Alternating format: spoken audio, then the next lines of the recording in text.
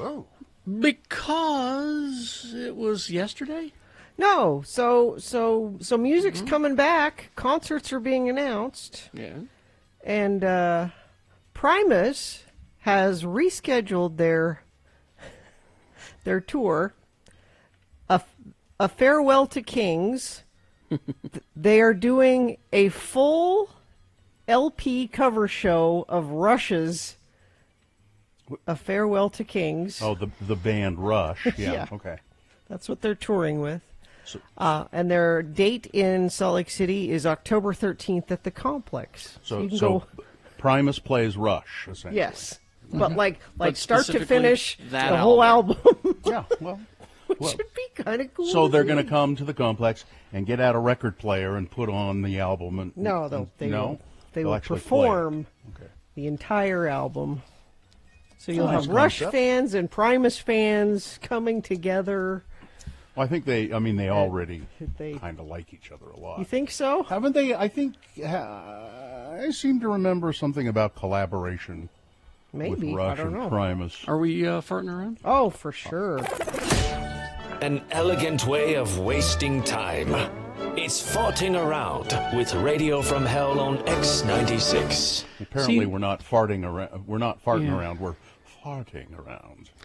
So, I'm looking at the track list for Farewell to Kings. 'Cause I was going to say that's not an album that I'm really familiar with from Rush.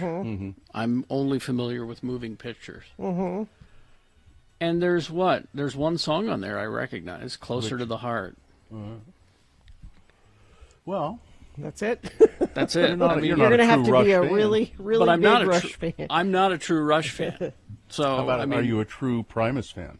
No, I'm a fan of both. I enjoy them both, but I'm not what you would call a true fan. Yeah. If Primus, I know more about Primus than I do about Rush. But Primus has always they veer off and for years they veered off into odd directions. They're weird, that Primus. Well, They're that Les Well, Claypool, he's a weirdo. Les Claypool did a collaboration with Sean Lennon, John Lennon's son, and they did they toured together. And yeah, so if you watch, and I've seen Primus many times on stage, and you watch Les Claypool play the bass, you go, what's he doing there? I mean, it's very odd. Here's what he says about this tour. Finally, the clouds are parting, the planets are aligning, the dough is rising, whatever metaphor floats your proverbial boat, Primus is going on tour again. We're poised and ready for a massive rock extravaganza where the gremlins of COVID came and yanked the rug out from under us all. I personally have been climbing walls like a rat. I need to get out there and play. He's excited. He's a nut. What do we got here? So this is the first track from Farewell to Kings, the title track, A Farewell to Kings. This is Rush. I was looking at the list too, Carrie. That Closer to the Heart is the only one of those I know. You can kind of hear Les doing this, though, can't you? A Yeah, little I bit? suppose. And then they do a remake of that song Xanadu, I guess. Really? That ELO song. I'm sure it is the same song. No, I can't. No, it's not, of course. But yeah, this is the song that Closer to the Heart. Yeah. that I recognize from it. Okay, Closer to the Heart. We know that one. Cinderella Man. Nope. Yeah, this No. could be, you can hear Primus doing all of this. Madrigal. But do you fill up a concert with people that want to see Primus play? Well, not as popular Rush album. But here's the thing: is that the whole album is only 37 minutes long. Oh, so it's You got to remember, it's back records. You Yeah. know, they had a limited amount of space to put music on. yeah. And you also have to remember, Gina, that the complex where they're going to play, they have the several different configurations of venue. They can That's make it true. a large venue, or they can That's- make it a very small and intimate venue. So, That's an X-Poll question. What band, if you could see a band perform an entire album of another band, That's an expo question. Who would you like to see? I I just like got a it when text. bands come out and just play, and they'll go on tour and play like their whole album of something, you know. And then I get a text here that says Xanadu off of that album is top 5 Rush. Really? I don't know Top top. My top 5 Rush are Tom Sawyer And Tom Sawyer. And that's all I and got. Tom Sawyer. And Tom Sawyer. Limelight. Limelight's Yeah, on the same Limelight. album, isn't it? I could probably identify any song by Rush as a song by Rush. Yes. Sure. But I'm only familiar with Tom Sawyer.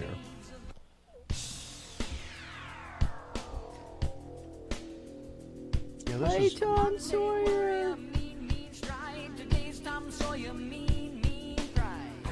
So that I can't wait for that Cradle to the Stage special with Dave Grohl and his mom.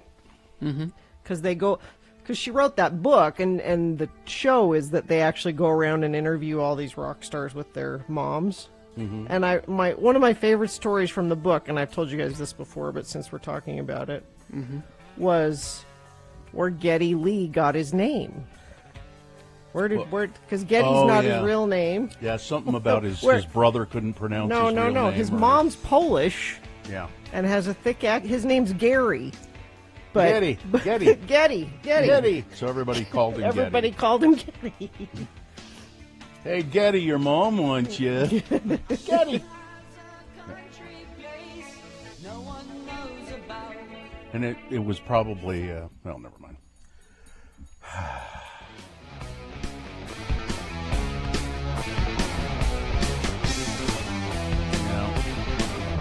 Now, see, I think that Les should rethink which Rush album he's doing. Should he do Moving? Because listen to this. This is XYZ from Moving Pictures. Yeah. Yeah.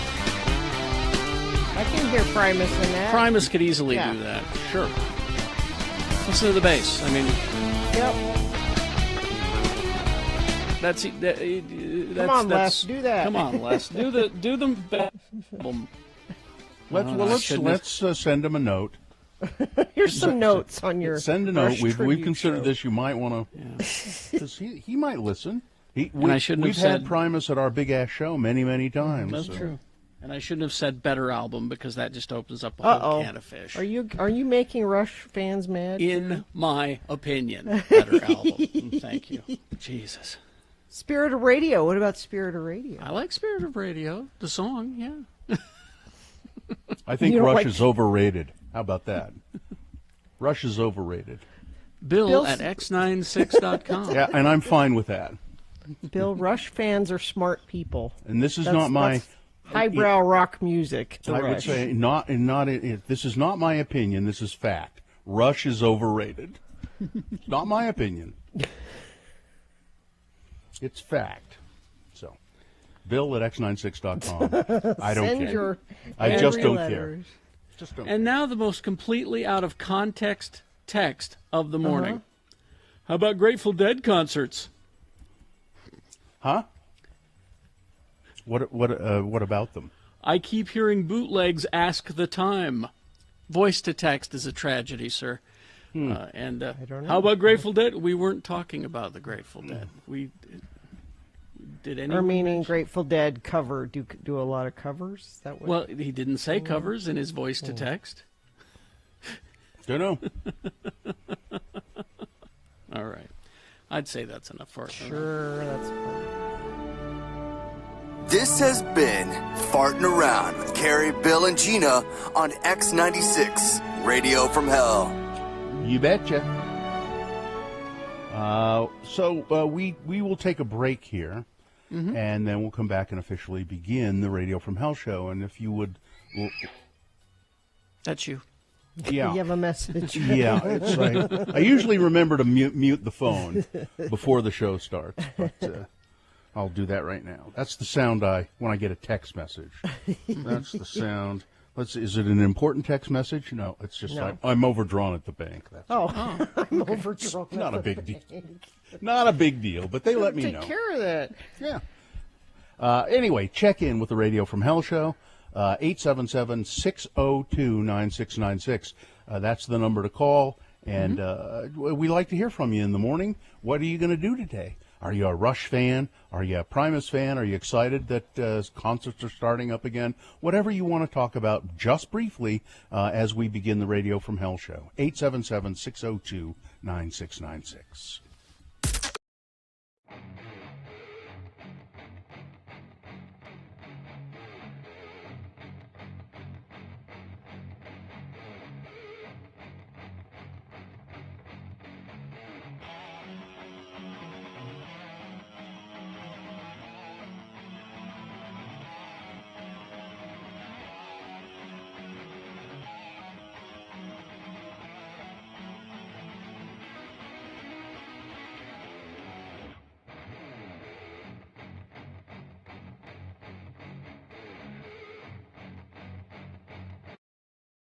The Utah Word of the Day is brought to you by Bullfrog Spa's Clearance Center, now open in Midvale. Save thousands on hot tubs and outdoor furniture just off 72nd South in the Winco parking lot.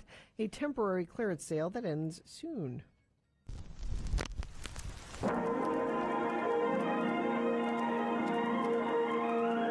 It's often said that people of Utah speak a language all their own. It's a language that's often confusing and even incomprehensible to newcomers here in the Beehive State. So, Radio from Hell presents a handy guide to help everyone understand how the natives speak. It's the Utah Word of the Day, and today's word is... Jewelry. Jewelry. Jillery. Jewelry. And here with another fine example of how the word is used are those two sturdy Utah men, LeVar and LeGrand, to use the word jewelry in a sentence. You're looking pretty sturdy today, LeGrand. I'm not feeling really sturdy today, LeVar. A little Metamucil will take care of that. That's right. Hey there, LeGrand. Yeah. He said. Yeah. Huh? I hope this isn't a personal question. Well, But what did you get your wife for Mother's Day, if you don't mind? well, not at all, LeVar. I got her some fancy jewelry. My wife's always loved jewels of all kinds, so I let her pick out what she likes, and then, she lets me pay for it. Ain't that the way? Yeah. Would you get her like a ring or something Well, with a jill on it? yeah, she got a necklace with jewelry. They say jewelry is the way to a woman's heart. Mm. Who's your jiller? Who do you go to? Well, I mostly just go to this one place. I done it for a bunch of years because an old friend of mine, and he's also my cousin, works at this jewelry store. Well, what store is that? Well, it's a tradition. I always buy my jewelry at Zell's. Zell's, huh? Yeah. I didn't even know they were still around. No, Zell's is good, and my cousin's buddy is working there for many years now, and they have a big Mother's Day sale down to the Zell's. A what? A big Mother's Day sale. Oh, Mother's Day sale at Zell's. Down to Zell's. Oh, so you get a good price then at Zell's. Never fails. Join us again some other time as we examine how the Utah natives speak with the Utah Word of the Day. Not Snuffy and Guffy. No, nope.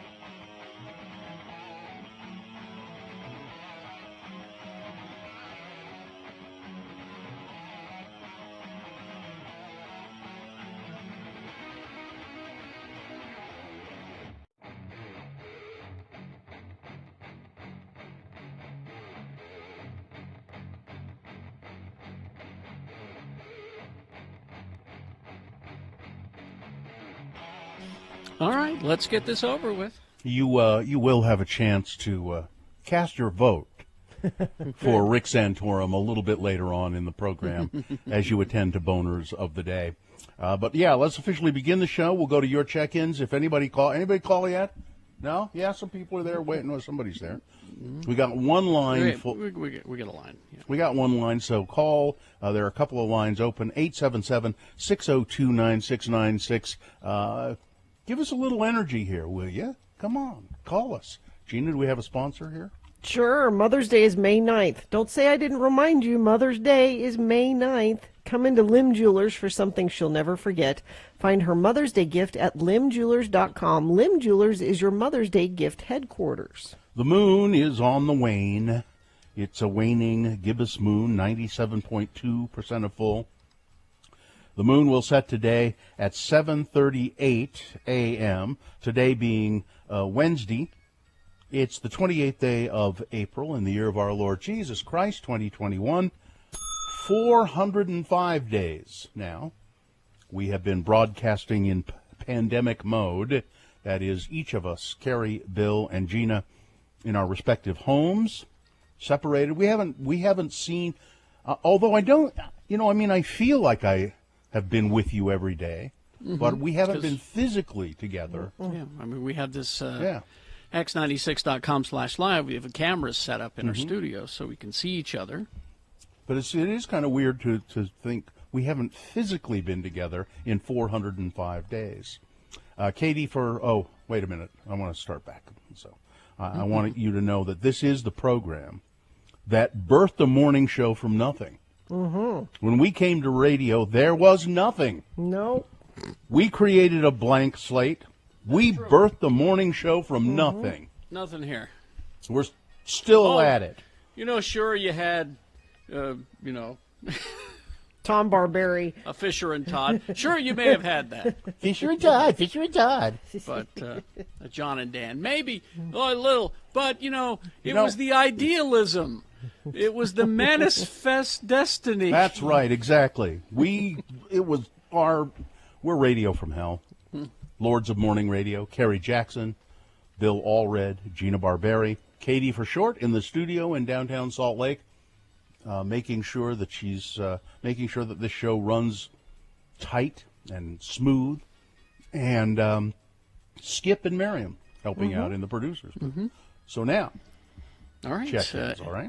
877-602-9696 if you have a mind to check in like Eric is doing now. Eric. Morning. Good morning. What's up?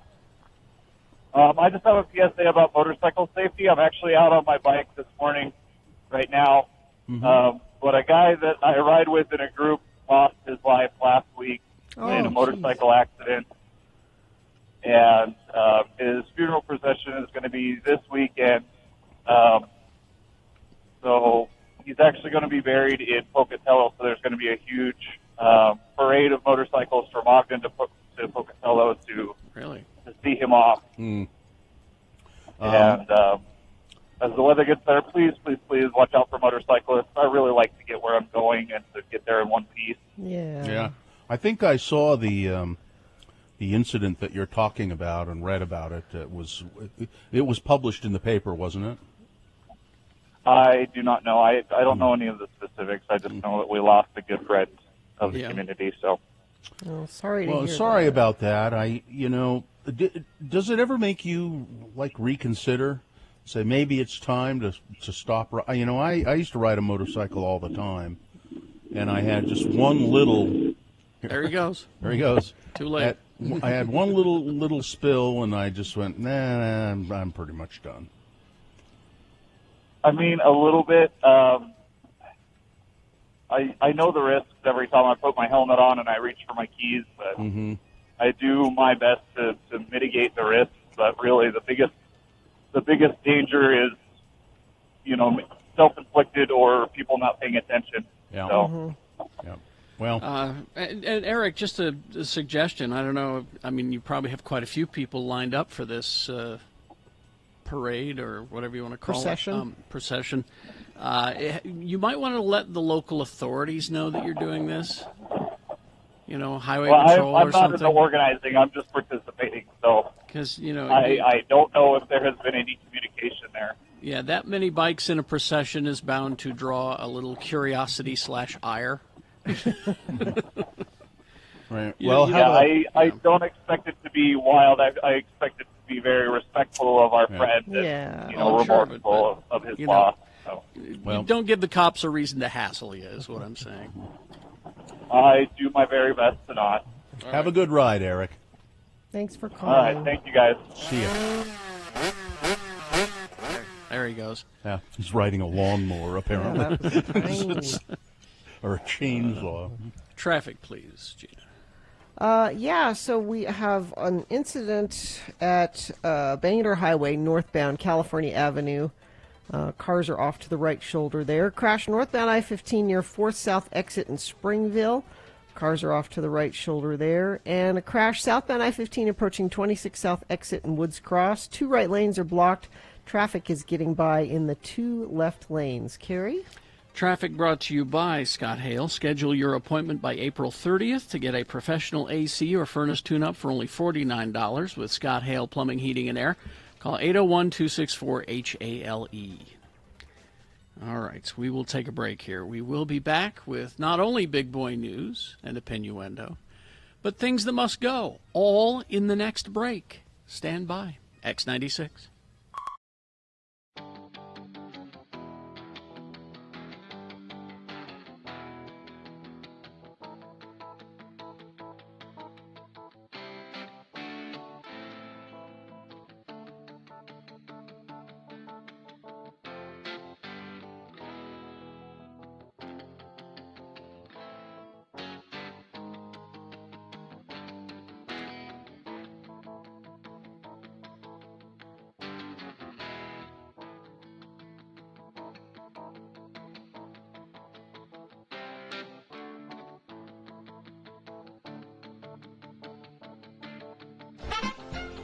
And now, let's try to beat Gina.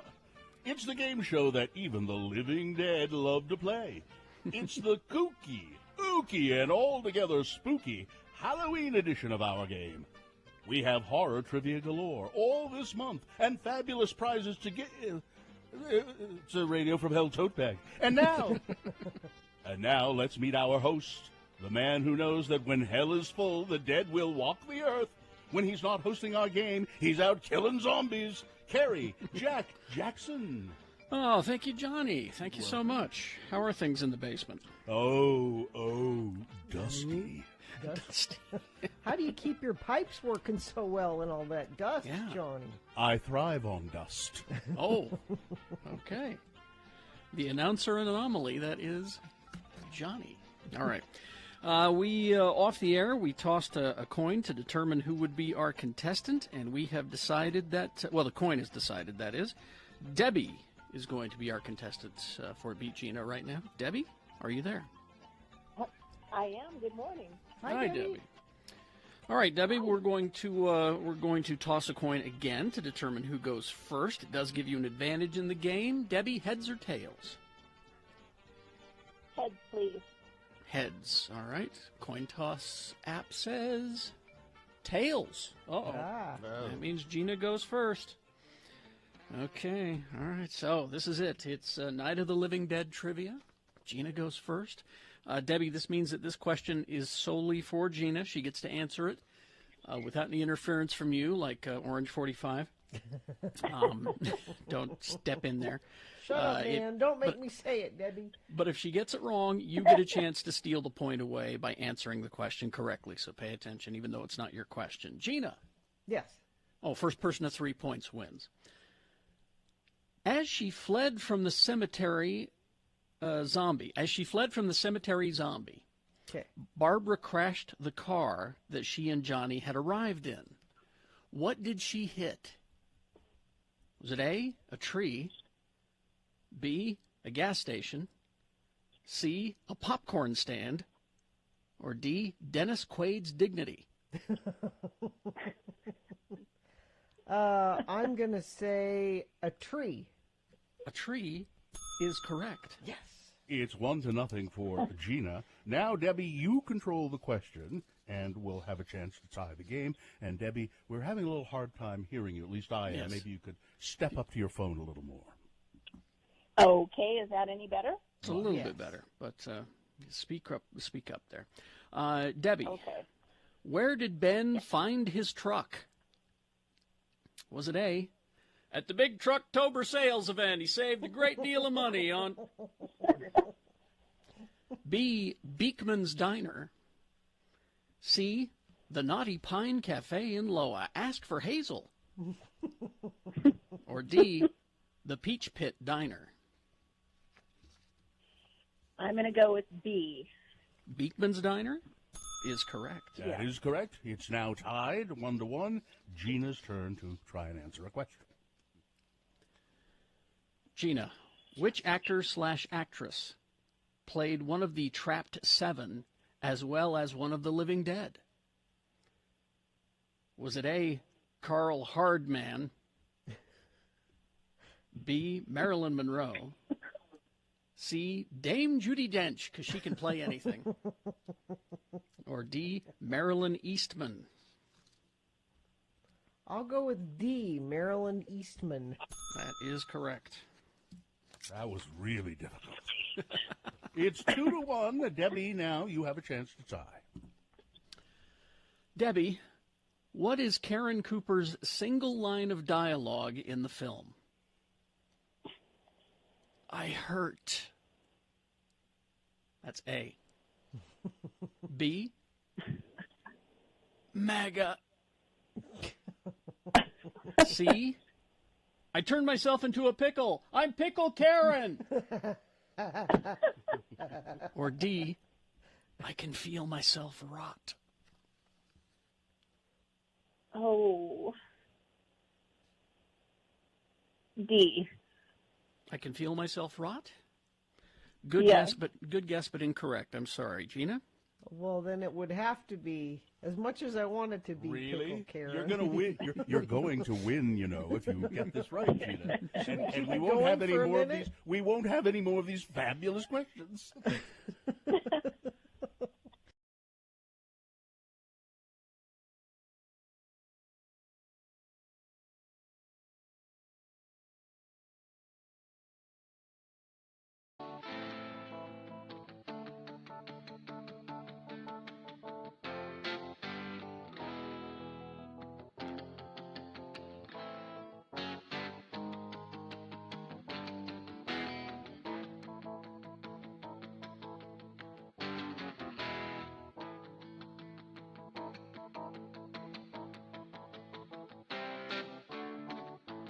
All right, 6:35 right now. We do have things that must go coming up here in a bit, but first, Big Boy News and Opinioendo, brought to you by Strong Volkswagen, where the down payment matches the monthly payment, plus all new 2021 SUVs has 0% financing. Visit strongvw.com for details.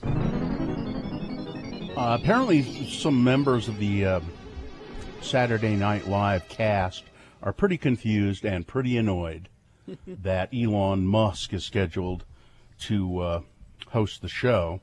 At least 4 cast members and writers have publicly criticized the decision. Musk, who is the CEO of Tesla and SpaceX, has downplayed the risks of COVID-19, and he has said he would not get the vaccine himself. So Saturday Night Live, that's mainly their gripe with Mr. Musk, the members of the cast. Some of the criticism came from the show's own cast. In an Instagram story, Bowen Yang responded to one of Musk's tweets about his upcoming appearance. On Saturday, Musk had tweeted saying, "Let's find out just how live Saturday Night Live really is." Yeah, what's that supposed to mean? I don't Is know. he going to say something he shouldn't say on live TV? Is that... He at first did a frowny face, then he posted Musk's tweet with a message above saying, "What the F does that mean?" Yeah, exactly. That's what I was saying. Yeah, but you're not in the cast. No. A third cast member, A.D. Bryant, subtly criticized Musk as well. She shared a tweet from from former presidential candidate and Senator Bernie Sanders. In it, Sanders criticized the sharp wealth inequity in the country, noting that the 50 wealthiest people in this country own more wealth than some 165 million Americans. And he called out that a moral obscenity. So by extension, A.D. Bryant was calling Elon Musk a moral obscenity. Good for her. I knew. But, her. he might be in a little bit of trouble. He might be in a little bit of trouble, Elon Musk? Yeah, because, Jeff Bezos is suing him. For what? Well, because SpaceX, Elon Musk's company, has a NASA contract. And they have been working with NASA and pretty successfully. Well, Jeff Bezos also has a space company called Blue Origin, and Blue Origin, along with SpaceX and then another company you've never heard of, all three of them bid for the NASA contract, and Musk got it. But on Monday, Blue Origin, the rocket company founded by Bezos, filed a 50-page protest with the Federal Government Accountability Office challenging the $2.9 billion contract to SpaceX from NASA to build a lander for American astronauts to return to the moon. NASA announced this month that Musk's SpaceX was the sole winner in the competition, beating Blue Origin and the third company, Dynetics of Huntsville, Alabama. And so Bezos they're saying it's not quite a lawsuit yet, but it's a protest saying they feel that they were not fairly considered. Hey, it's that. The Academy Award producers weren't joking around when they said, Oh, just about what? When they said zooming into the ceremony is not allowed. They could have So Anthony Hopkins said, I will be in Wales where the ceremony is taking place. I'm not currently traveling because of the coronavirus. I've been staying in Wales. But if you would like, if in the off chance that I win or you want me to do something, I can zoom in to the program. No, not allowed. Sorry, not allowed. All right. Not going to do it. Not allowed. So Anthony Hopkins went to bed. And why not? You're it would have 83, been for God's better. sake. Wouldn't it have been much better to have him zoom in and say thank you and all of that for the? It wouldn't have helped. No, I mean, he wasn't favored to win. B, you're Anthony Hopkins. Go to sleep. Crematoriums are so full of bodies in New Delhi, it's as if war had just happened. Yeah. Fires are burning around the clock. Many places are holding mass cremations, dozens at a time, and at night in certain areas of New Delhi the sky glows. Sickness and death are everywhere. Dozens of houses in neighborhoods have sick people. People that, you can't go into work anymore. People are at work or sick, or there aren't enough people to do things. This is a major catastrophe. I have no idea how I got coronavirus, said a good friend of the writer of this story. You can catch just a whiff of this and then you're sick. And it's in the air in India. It's out of control. The infections have spread so fast that hospitals have been completely swamped. People are turned away by the thousands. Medicine is running out. So is life-saving oxygen. The sick have been left stranded in interminable lines at hospital gates or at home. And New Delhi is locked down, but the disease is still rampaging. Doctors across the city and some of Delhi's top politicians are issuing desperate calls to India's Prime Minister, Mr. Modi, saying, we need help, we need help. And there doesn't seem to be much help coming from the government. Now, outside sources are helping. President Biden has pledged vaccine is on the way. We are sending it from the United States. Other countries are helping out, but it doesn't seem to make any difference at all, at least not at this point. and people are worried that this is where the virus will defeat everybody. Yeah. Well, everybody lives so close together in India. But it's spreading so from many India poor now. It's people. spreading into Nepal. It's spreading into those countries. It's just horrible. Utah has administered now over 2 million COVID-19 vaccines. Pediatricians are urging parents to get their kids vaccinated, 16 and older. Almost 20,000 Utahns receive COVID-19 vaccinations daily. On Monday, there were 20,000 done, bringing the total number of shots to over 2 million. Just over 1.2 million Utahns have received at least one dose. But there are people who are not going back for their second dose for some reason. I don't understand that. The Utah Department of Health said that there were 327 new cases of COVID-19 yesterday or Monday, and 3 more deaths caused by the disease. So it's not gone. It's not gone. A fourth Utahn has been charged with illegally storming the Capitol on January 6th. During an interview with the FBI on January 20th, Willard Pert said he had traveled to Washington from Utah for the January 6th rally held by former President Donald Trump, according to documents filed last week. After the crowd at the rally marched to the Capitol building, Pert said he originally didn't plan to go inside, but then he decided, maybe I will go inside when he saw other asshats going inside. Well, everyone else is doing it. Surveillance footage reviewed by the FBI confirmed that Mr. Pert was inside the Capitol.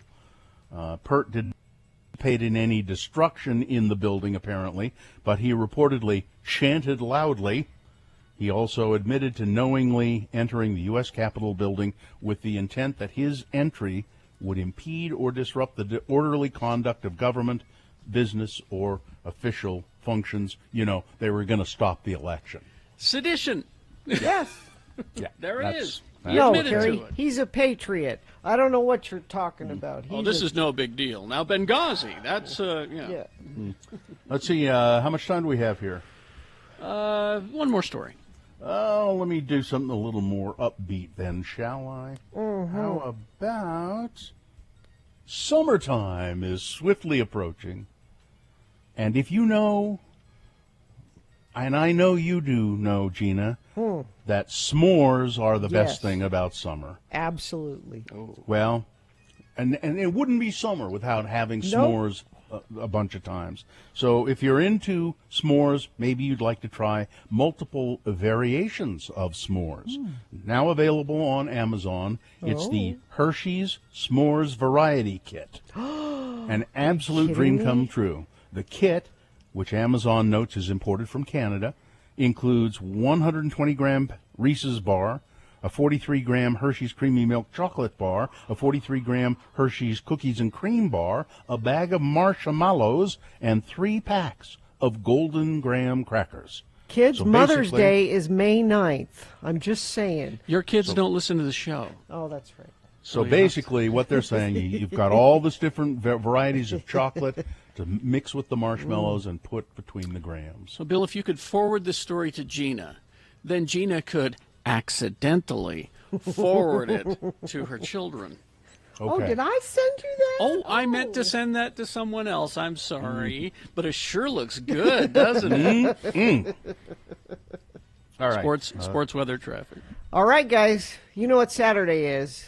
It's Day off. yeah. It's a day off. Well, What? I'll record Geek Show, but I'm going to read comic books. It's the Kentucky Derby. Is It's it? Saturday, and I've got your picks. Oh, you picked horses for us, all right? Yeah, and I'm having such a hard time. I'm giving your pick of 2 because there's some that would go for both. They could go either way. Now, what is this based on that you've decided that these horses are the ones we should pick? The names, totally on the names. Okay. So, Bill, I'm having a hard time with yours because I have 2 bourbon adjacent horses. Well, then I should have them both. There's Midnight Bourbon, or there's Bourbonic. Now that sounds too much like bubonic plague. Yeah. So you want midnight bourbon? Is that yours? What are the odds? A midnight bourbon's 20-1. That's pretty good. So, okay. Carrie, your choices are Hidden Stash. Ooh. Or Soup and Sandwich. Soup and sandwich. Soup and sandwich. Soup and sandwich. Soup and sandwich. Has to be soup and sandwich. Go soup and sandwich. Soup and sandwich. And it's soup and sandwich on the far turn. Followed by midnight bourbon. So, Katie, you can take Hidden Stash if you want. That one's up for grabs. That sounds like Katie. Okay. Yeah. And Hidden Stash is bringing up the rear. And I'm going with Rock Your World. That's mine. So, there's your picks for the Derby. Gina, my prediction for Rock Your World? Yeah. Shut up. All right. You shut up. Okay. You going to wear your fancy hat on Saturday? Yeah. You should. You should. Let's see weather. We've got warming up today and warming up through the week. Mm-hmm. It's going to be in the mid-60s today, mid-70s tomorrow. Well, it could be up to 80 by Friday, Saturday. So nice weather. Weather brought to you by Scott Hale. Schedule your appointment by April 30th to get a professional AC or furnace tune-up for only $49 with Scott Hale Plumbing, Heating, and Air. Call 801-264-HALE. Crash northbound Bangor Highway, California Avenue. Cars are on the right shoulder. Crash northbound I-15 near 4 South exit in Springville. Cars are off to the right. And a crash southbound I-15 approaching 26 South exit in Woods Cross. 2 right lanes blocked, traffic getting by in the 2 left lanes. And if you see something, you can text it to us, 33986. Be prepared for your day. Watch 2 News this morning on KUTV2 from 4:30 to 7 a.m. Things that must go now. Is it brought to you by? No, let's just jump right in. Okay.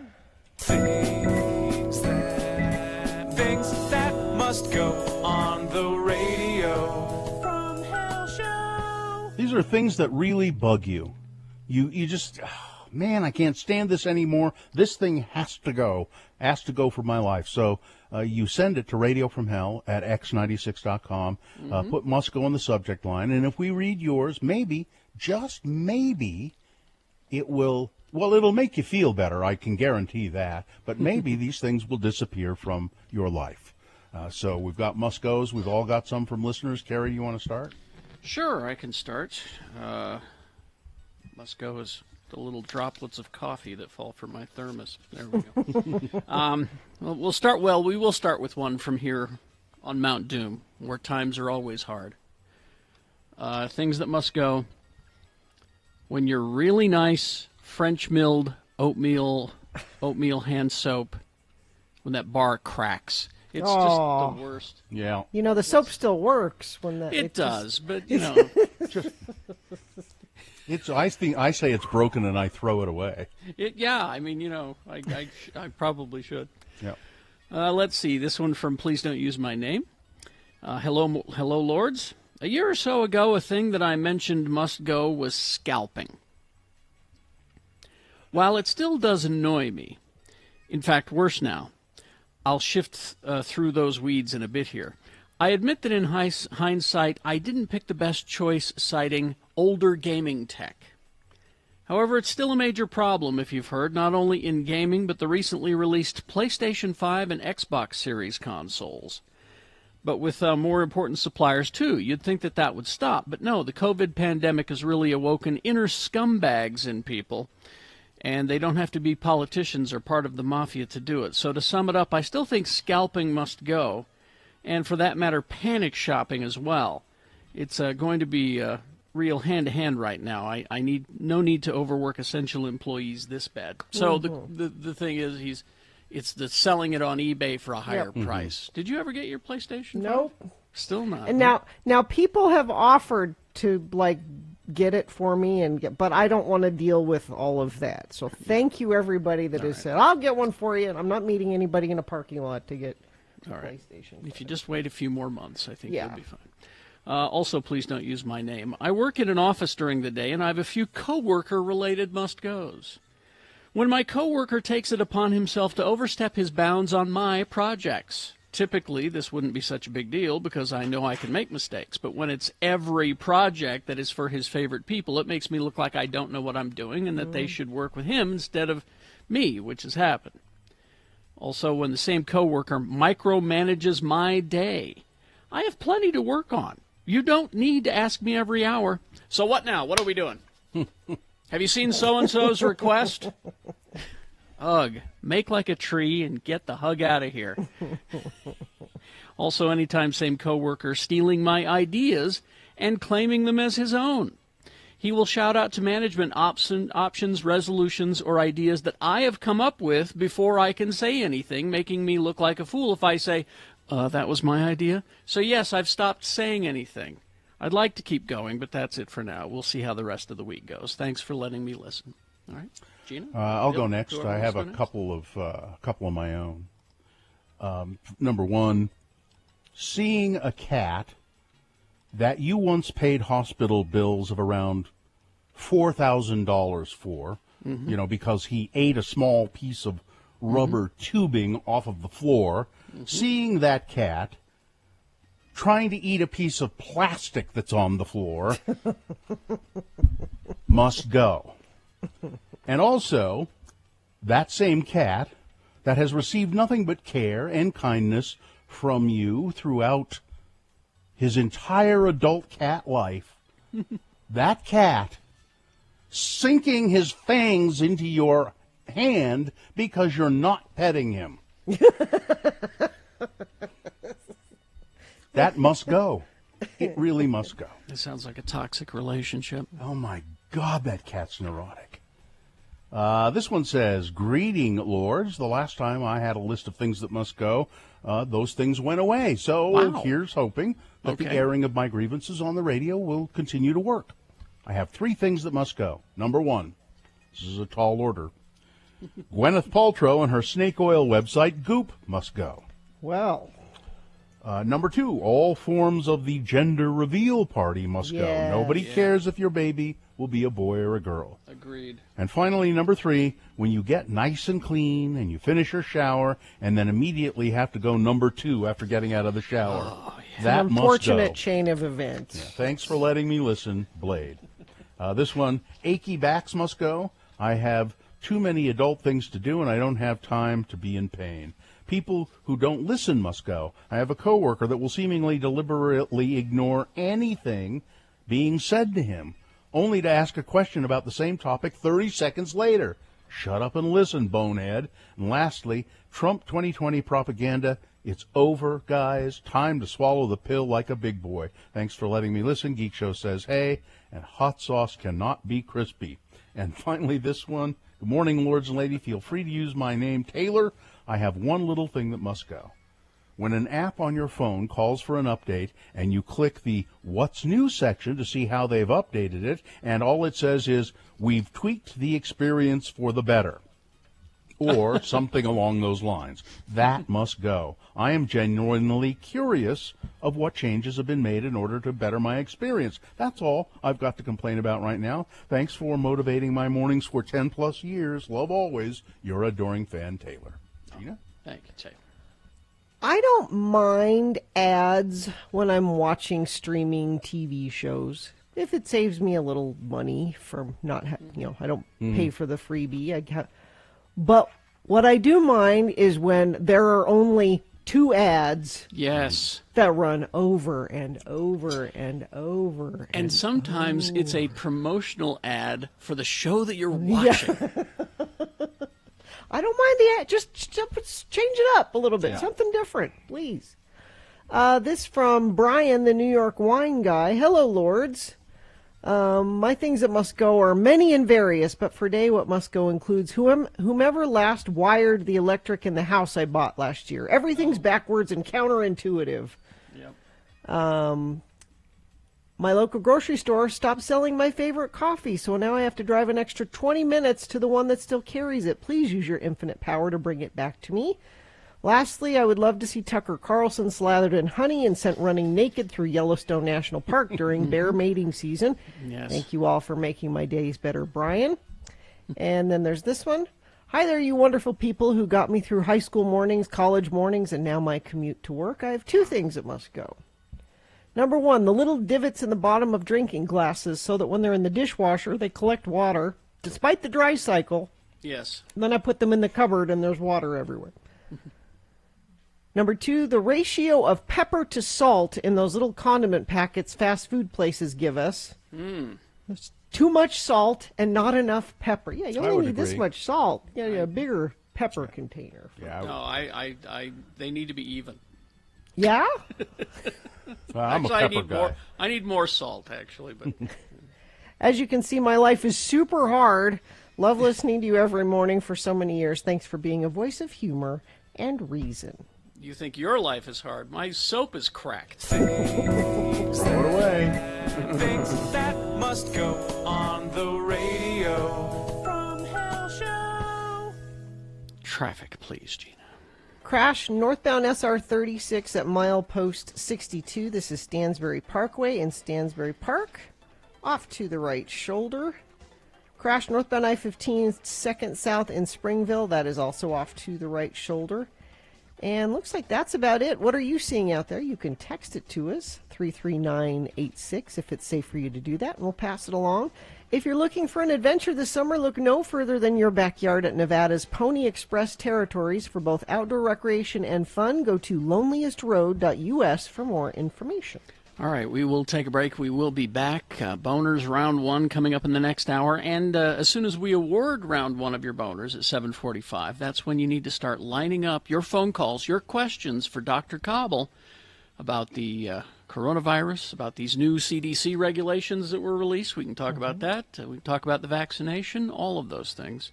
He's a real doctor. He's not a Facebook doctor, okay? And when I say Facebook doctor, that's in quotes. So that's coming up. Stand by for that. So we'll have that for you coming up. HasterGames.com is the website. They are and have been located at 6831 South State Street for as long as I can remember, quite honestly. Locally owned and operated. They've been doing the board games before anybody else. And Dungeons & Dragons is just so popular right now. It's just amazing to me. Also, Pokemon is having a resurgence as well. And Magic the Gathering, of all things. So that's the place that you can get all of this stuff. Miniatures and dice and all those things that you need for your tabletop games. New this week, Magic the Gathering Strixhaven pre-release kits are now available. So choose your school of magic wisely. You can pre-order now. Van Richen's Guide to Ravenloft contains everything you need to craft a horror-themed campaign for your Dungeons & Dragons game. That sounds interesting. Unleash a treasure trove of new story hooks, character options, and campaign customization to bring one of the most exciting D&D settings to life. Van Richen's Guide to Ravenloft comes out on May 18th. You can pre-order it now. Lots of dragons have come to Haster Games looking for a new home, so check out the multicolored collection of miniatures to make your games more interesting and come to life. HasterGames.com has all the details, or you can just drop by the store. Locally owned and operated at 6831 South State Street. Haster has it.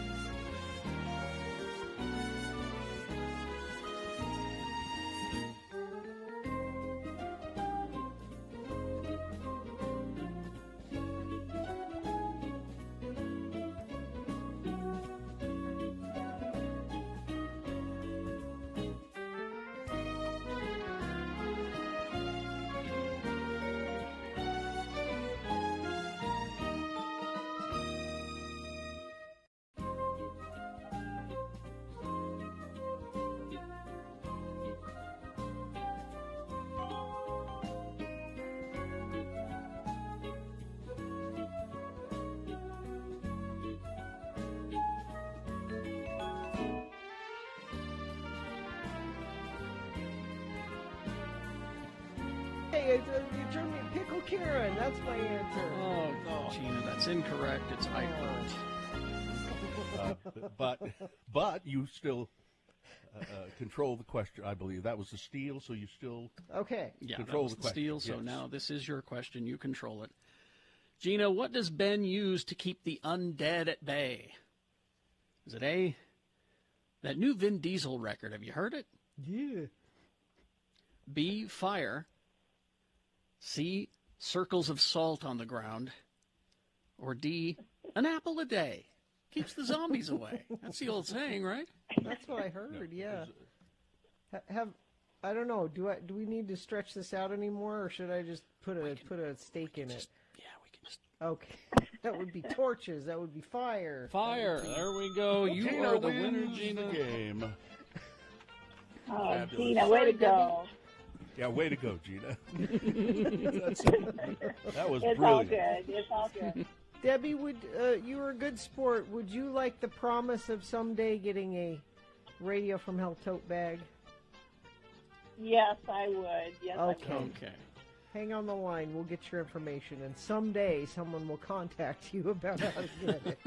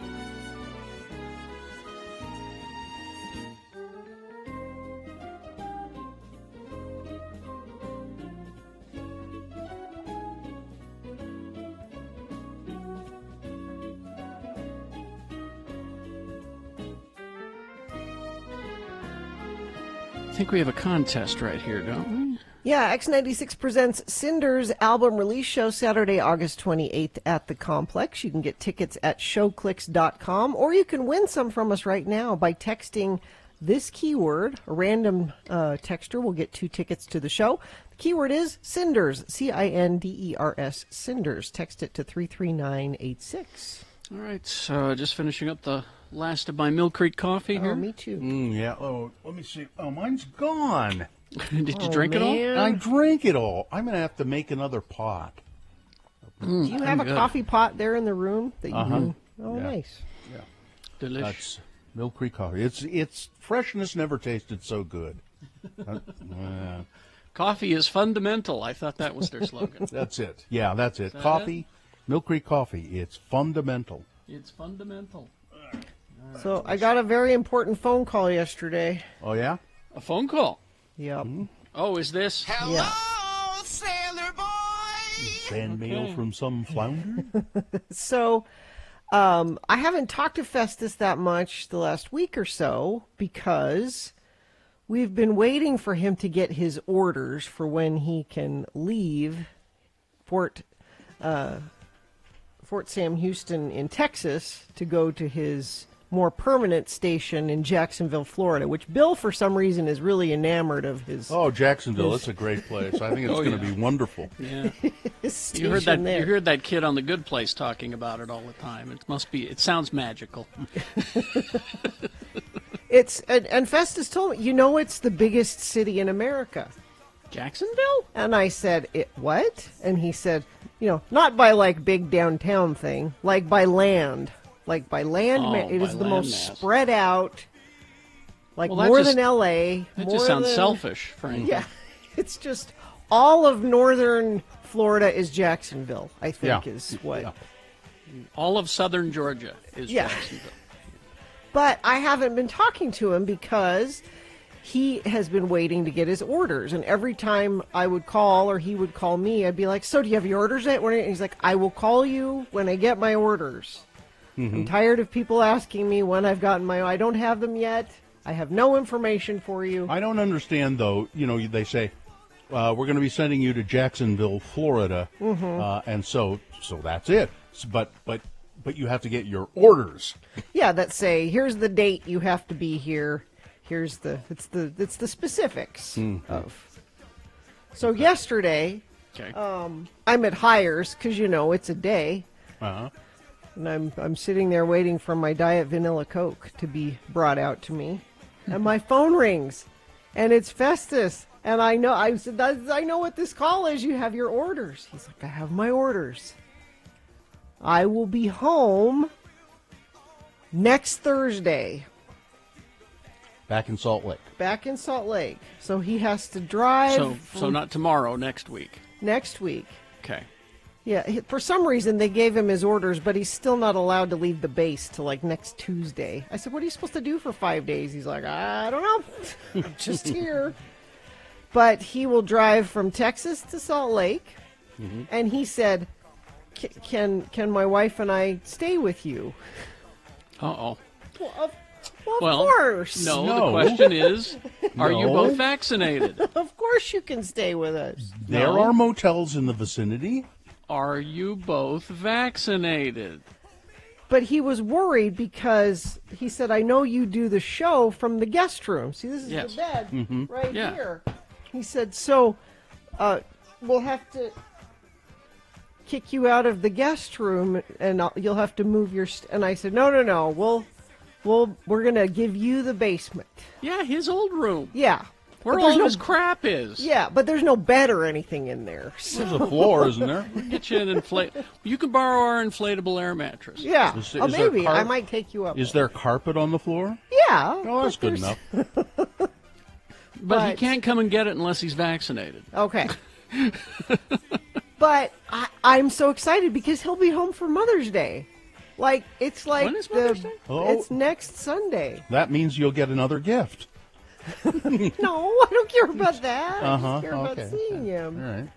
And I'm beyond thrilled that I get to see him next. So he'll be home for about 5 days, and then he'll have to drive all his crap from Salt Lake to Florida. Crap.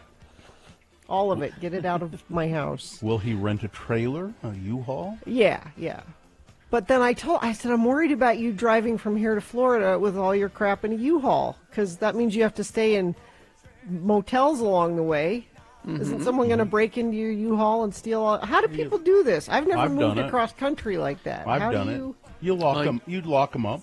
Yeah, and you stay, at a motel where the front door of your your room that night is going outside to the parking lot, and then you back the trailer up to the door. Okay. So you can hear it. So you can hear it if someone's breaking into it. Well, and so you can open the door and shoot who's ever... Exactly. Because he'll be armed. He's got a service pistol, I'm sure. Yeah. So. Because see, I've been harboring all of his arsenal the whole time he's been gone. Oh, really? Oh, yeah. Because he couldn't. So I don't know that he's coming home to visit me. I think he's coming to visit his guns. Well. So he can take them with him. Right. Hello, sailor boy! But I need to buy a microphone between now and then so he can sit right here and be on the show with me a little bit while we he's might here. So. We might have an extra one somewhere in in the building. I was going to ask Katie or Dave if there was a possibility of... I don't have think extra this is- ones here, I think. Yeah, even I have many of them. But again, he can't come and get them unless he's vaccinated. Yes, of course. All right. Okay, that's good enough for Hello Sailor Boy for today. Traffic, please.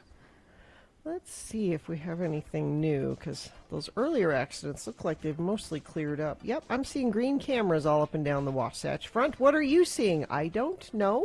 You need to text and tell us. Only if it's safe for you to do that, though. 33986 is where you do that.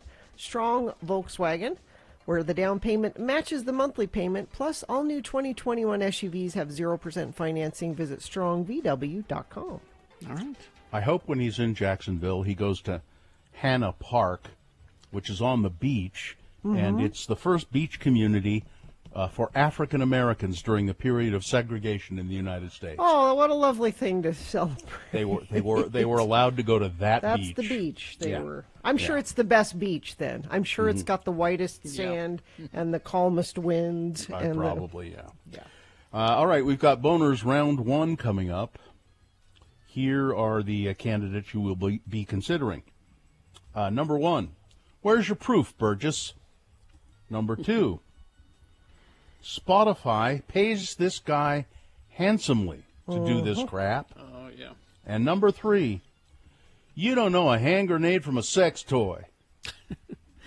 All right, Boners Round 1 coming up after this. Stand by, along with Big Boy News and Opinioendo. And don't forget Dr. Cobble coming up to answer questions. Yes, he's a doctor. He's not a soccer mom with a YouTube channel. He knows what he's talking about. Lim Jewelers. Gina? I was telling you that Mother's Day is May 9th. That's not this Sunday. It's the following Sunday. It's coming up soon, and you need to prepare for Mother's Day. Lim Jewelers, a perfect place to look for Mother's Day gifts. Now, if you get a hold of them pretty quick, they can make you a specialized piece of jewelry for your mom or your wife. It takes them a couple weeks to do the custom work, though. So I would get a hold of Lim Jewelers right away if that's something you'd like to do. 801-561-5462, or you can go to limjewelers.com. Now, they have a bunch of really great jewelry just in stock. They custom make everything there. It's a family business. Everybody that works there's family, locally owned and operated since 1949. You can see some of the jewelry that they already have made if you go to limjewelers.com. But yeah, if you want to get a custom-made piece, give them a call really soon and get them working on that. Something custom-made for mom or wife, 801-561-5462 or limjewelers.com. The new X.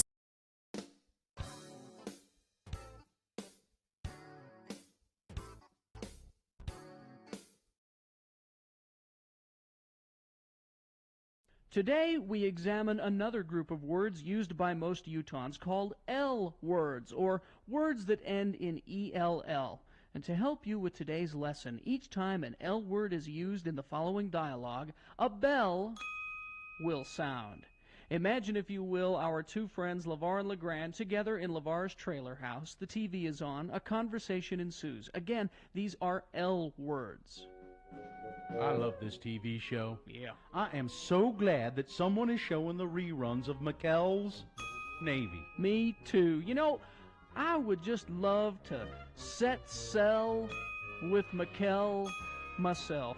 Hey, you remember the one when the wacky crew of PT Boat 73 tried to save that beached well? Oh, yeah. They had a hard time because of this big storm. Yeah. Gale force winds and hell stones the size of golf balls. Yeah, yeah. But they saved that well anyway. McKell did not foul. Well, no thanks to Gruber. Yeah, that was quite a tell, though. Hey, listen, give me some of them snacks, would you? I'm hungry. Sure. Uh-oh. What? Trell mix. Yeah. You're not going to like this, LeGrand, but Trell mix makes me thirsty for just one thing. You're not going to be drinking beer in front of me, are you, LeVar? Oh, no. I'm going to have me a glass of L. L is beer? Yeah, but this is pretty mild.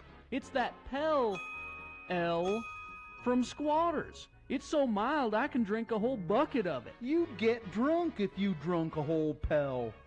of Pell L. Then you'd get throwed in jail, and I'd have to bail you out. Oh, hey, looky here what I got in the mail. It's a flyer from Deseret Book. It says here that Dan Quell is coming to town to sign copies of his new book. Boy, the liberals sure rode Bush and Quell out of Washington on a rel. Sure did. They fought tooth and nail, but it wasn't enough. Yeah. Hey, I hear that this new book of his really lifts the veil of secrecy about Washington life and what really went on. You know, I'd like to see him. What Deseret Book is he at? Well, the one by that big jewelry store. Big jewelry store. You mean Morgan's Jewelers? Nope. Zell's.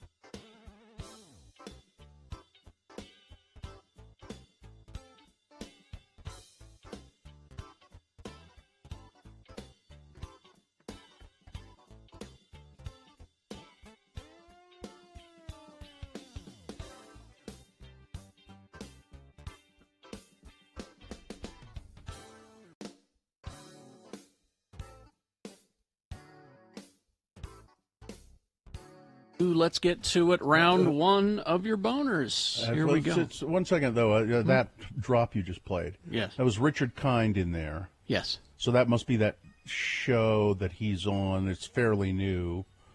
What's it called? It's not fairly new. The Goldbergs.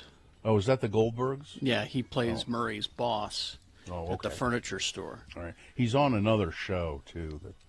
All right. Time to get to it. 3 news stories. These are examples of bad, stupid, or funny human behavior. You will decide with your vote of these 3 candidates which one is the worst, which one deserves to go forward to Boner Fight and possibly become Boner of the Day. Winning here does not make it Boner of the Day. Secures it a spot in the final battle? Yes. Round 2 comes up at 8:20 with 3 more candidates. We get another winner there. We take both of our winners and send them both to Boner Dome. You'll decide Boner of the Day at 9:20 this morning. That's when Boner Fight happens. So right now, send one of these 3 candidates forward to Boner Dome. This is round 1. 2 candidates now, a third after the news. Once you've heard all 3, you'll vote, and one of you lucky random Boner voters will receive. I turn my mic off. Feel the music as computer graphics and lasers take you for a cosmic ride. Clark Planetarium's light shows play every Friday and Saturday. Tickets are available at clarkplanetarium.org. All right, here's Boner candidate number 1. I've left many behind. Man, there's so many good Boner candidates today. But this one, where's your proof, Burgess? Utah Representative Burgess Owens went on Fox News Monday and falsely claimed that Salt Lake City defunded its police department by $5 million and also connected that to an increase in murders. Asked by show anchor how Owens and the rest of the Republican Party intend to use rising anti-cop sentiment to take back the U.S. House of Representatives in 2022, Owens said he intended to get a message out to Americans on what he called a betrayal by the left. My city of Salt Lake City, Owens said, they defunded the police by $5 million and the murder rate went up 40%. Not even no, Salt true. Lake. Now, so the Salt Lake Council did make an adjustment in the budget for police in reaction to hours of emotional public comments and a flood of emails last year about police funding in the wake of George Floyd's murder in Minneapolis. But the department wasn't defunded. Nope. About $2.5 million dedicated to social workers was moved off the police department's ledger. But those social worker employees, they stayed working with the police department, and they got paid. It's just in a different column.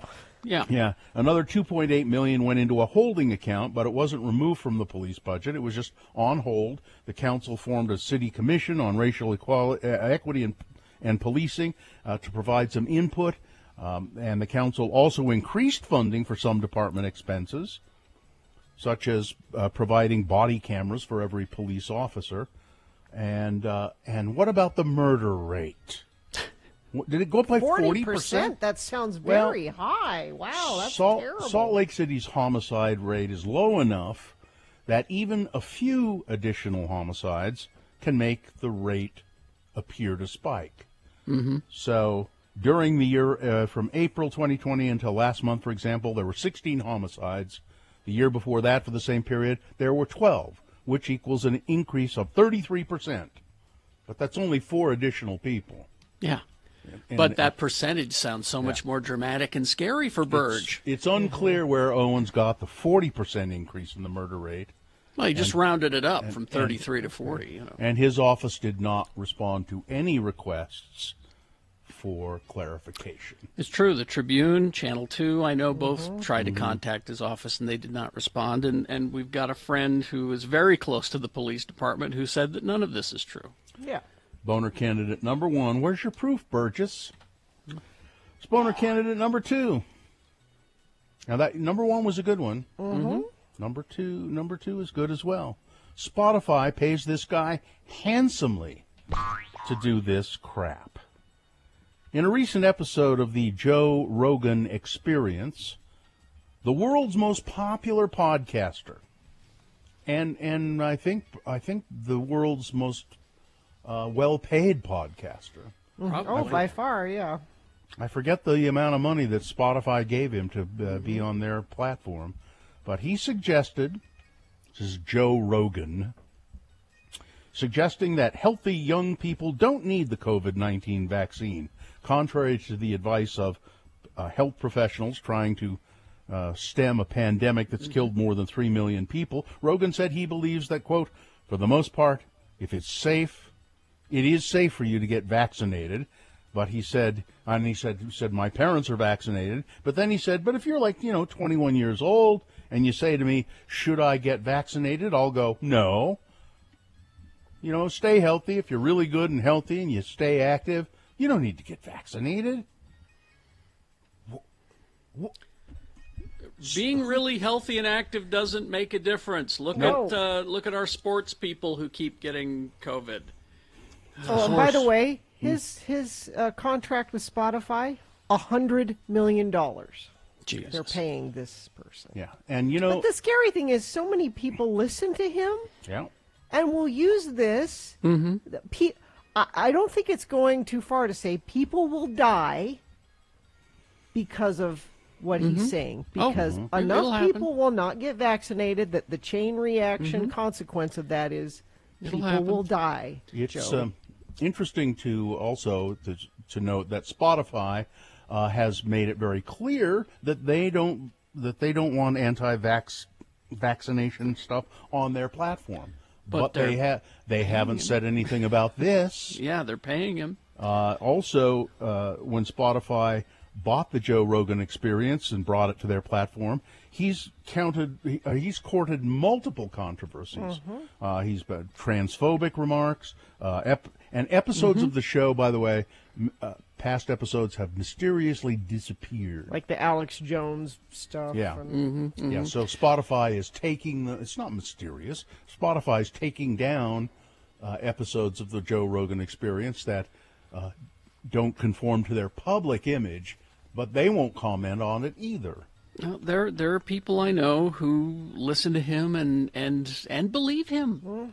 And I just say, look, are you going to get your medical advice from a doctor or the guy who had you eat bugs on Fear Factor? Yeah.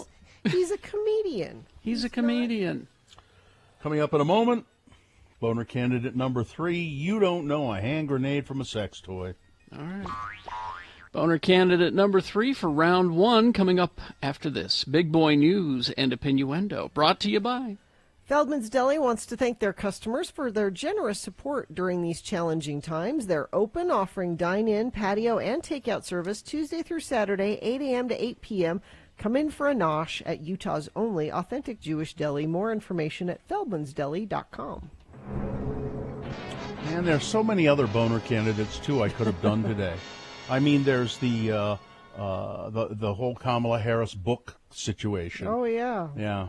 We could have done that. There's a fake Conor McGregor passing himself off as Conor McGregor and getting money from people. There's a man who wouldn't give up his seat to a pregnant woman. There's the guy who invented the pillow, Mike Lindell.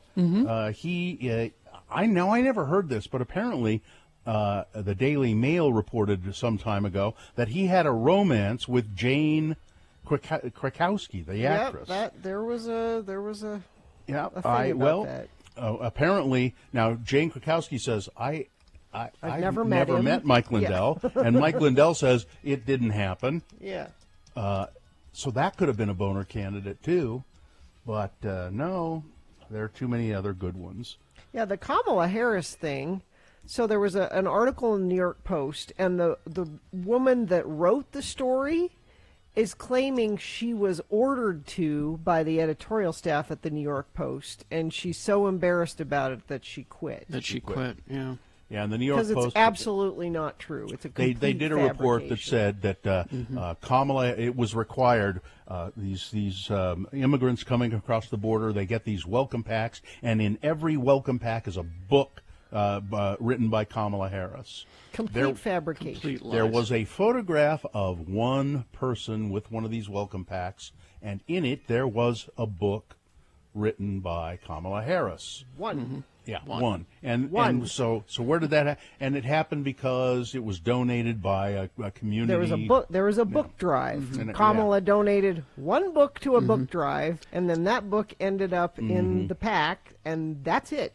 Yeah. 2 things to always remember. The New York Post is owned by Fox News. Always remember that when you read stuff from the New York Post. Second thing is that, again, the GQP, the party of projection, because they're think tanks and PACs buy their books from the Republican candidates, they think that that's what we do as well. They think that, oh, well, surely that's what she did because we do that. Yeah. No. So in other news, anyway, we'll get to boner candidate number 3 in a minute. How did the outbreak in India of coronavirus get so bad? It's a puzzling question, apparently, for health experts. They're not sure. Back in early February, hospitalization numbers had plummeted in India, and they were reporting about as many new cases per day as New York, for instance, despite being 50 times as populous. The only likely explanation was widespread immunity, epidemiologists thought at the time, and they were kind of excited by that. India is now the epicenter of the global pandemic and a focal point of international concern. The country reported more than 350,000 new cases on Monday alone, breaking daily infection records for the 5th straight day. Experts are starting to think that immunity in India may not have been quite as widespread as they had thought. Some scientists argue that earlier waves of infections primarily affected the poor, but the current surge is reaching wealthier people. So now it's starting to... Now they're paying attention? Yeah, now Is they're that paying the thing? attention. Large typical. group gatherings have also played a role. Indian Prime Minister Modi has been criticized for lifting virtually all restrictions and holding massive political rallies because he's the Indian version of Donald Trump in many ways. So, and this is getting, it's like wildfire in India, and that means it's not going to stay contained to India. Oh, but Joe says I could be healthy and young and not have to get the... Well, that's right, yeah. Let's see. One suspect is in custody, and another is still being sought in South Ogden. Kidnapping cases or attempted kidnapping cases. On Friday afternoon, a man tried to lure a 5-year-old girl into his car, but according to court records, a different man was arrested just 3 days before that incident for trying to abduct a child about 2 miles away. So they don't think it's the well. It's not obviously not the same guy, and they hadn't really reported the attempted abduction and arrest of this one guy. So now there's another guy wandering around South Ogden apparently who tried to do a kidnapping, and people are on edge in South Ogden. Let's see, Cottonwood Heights. Neighbors there have asked the Church of Jesus Christ of Latter-day Saints to please let us have this area as a park. The church has said they intend to sell off some land, and developers are already eyeing it for more housing. It's just off East Doverhill Drive in Cottonwood Heights, and the Cottonwood Heights residents have been using it as kind of a park. But it's owned by the Church of Jesus Christ of Latter-day Saints, and they're saying, well, we're going to sell it. And so the residents of Cottonwood Heights are saying, yeah, but couldn't you just let the community have it rather than sell it to developers? Yeah, but we don't make any money if it's a park. Well, they could charge admission. You're not very good at business, are you, people of Cottonwood Heights? Guess not. Business? Okay. Let's see. I meant what I said, and I said what I meant. No, I'm with you. I was just moving on real fast, but if you want to keep going with that. This is a weird story. In San Diego, a woman was killed when a suicidal man jumped off a parking structure and landed on her. Oh, jeez. 2 dead. Wow. Well, it's like 180 pounds of... She was just walking along by the parking garage when a man jumped, and the timing was either, however you figure it, either perfect or unfortunate, and he landed on top of her, both of them dead. Weird. Weather, traffic. So we're in a warming trend. Can you feel it? High of 65 today. We'll see. Tomorrow, 73. Carrie suspicious. 73 Thursday. 83 Friday. Come on now. 80s by the weekend.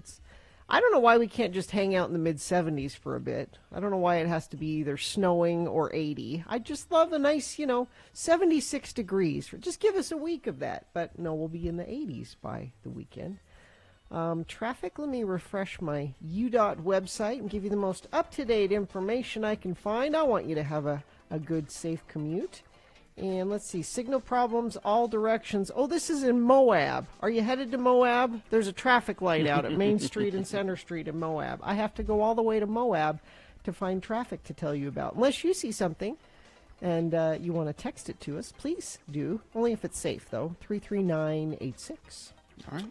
Here's boner candidate number 3. You don't know a hand grenade from a sex toy. A German police bomb squad were called to investigate a suspected hand grenade in a Bavarian forest. Well, it was not a hand grenade. What was it? A jogger reported finding a bag containing a hand grenade while he was out jogging in the forest near the German-Austrian-Czech Republic border. It is not uncommon to find old World War II ordnance still around from those days.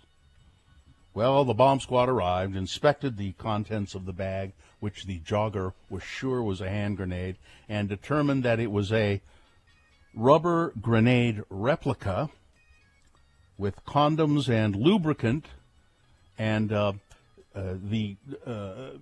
device, the rubber hand grenade, was supposed to be used in a certain way, which I will not detail here on the radio. Why would I think somebody just misplaced it. Why? Was ist das? We was out having fun in the park. I don't know why.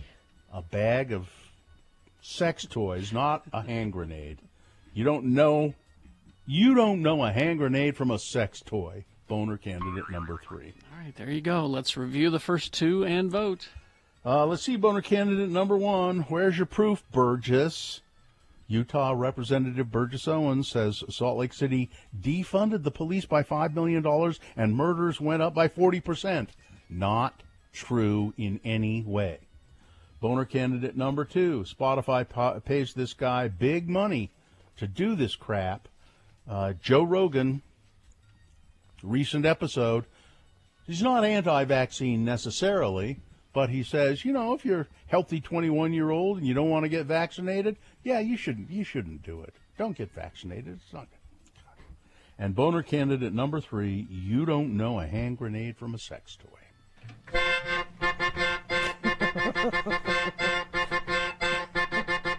All right, here you go. This is round 1 of your boner voting. You've got to decide, of these 3 candidates, which one is the worst. Which one deserves to go forward to boner fight and possibly become boner of the day? Winning here does not make it boner of the day. Secures it a spot in the championship at Boner Dome, yes. But round 2 comes up at 8:20 with 3 more candidates, and we get another winner there. And we'll take both of these winners and put them against each other at 9:20 this morning is when you will decide boner of the day. All right, so right now you got to pick a champion from this round 1 to send forward. 1, 2, or 3. Remember the candidate number that you think should win? Put that number, that single digit, in the message of a text, and then text that to 33986. Easy, all right?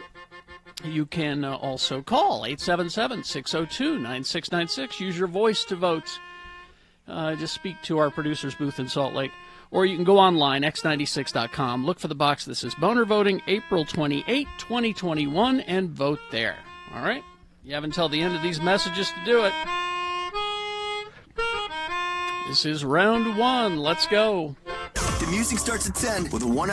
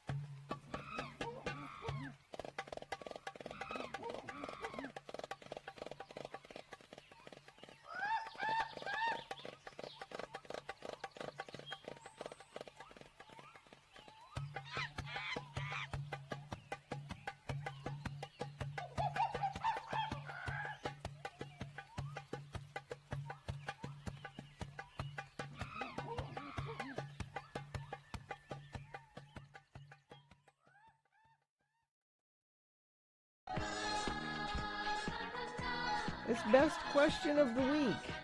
You should take advantage of this.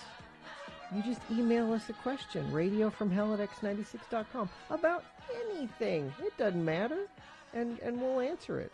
Like this question we received today that Katie will read to us right now. That's right. So this one comes from Brian. It says, recently I've watched Jurassic World, and I thought how fun it would be to have a dinosaur as a pet. Hey, me too. I've always thought this. Got me thinking, what would you have if you could have a choice of any real or fictional creature reduced down to household size as a pet? What would it be and why? I don't know. You know, I think it'd be really fun to have an elephant as a pet.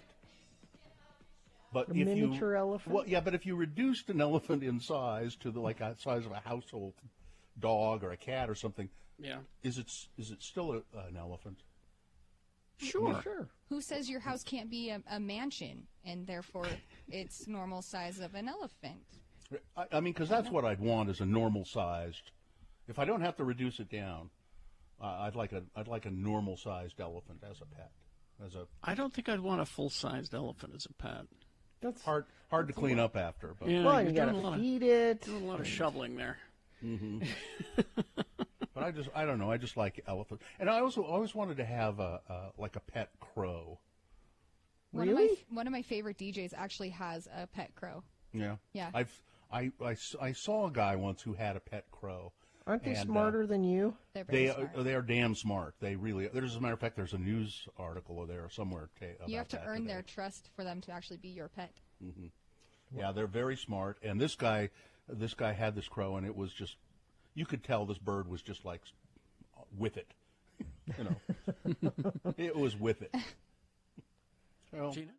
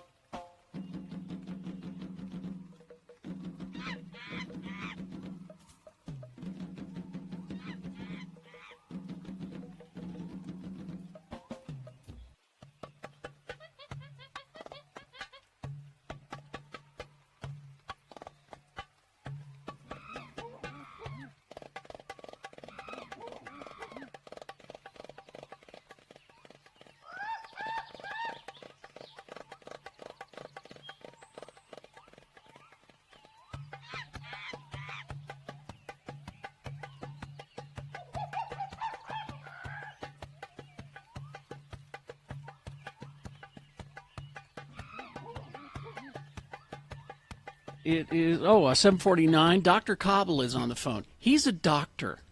He's never hosted a game show where he makes you eat maggots. All right. Are you sure? Are you sure? I'm pretty sure of that.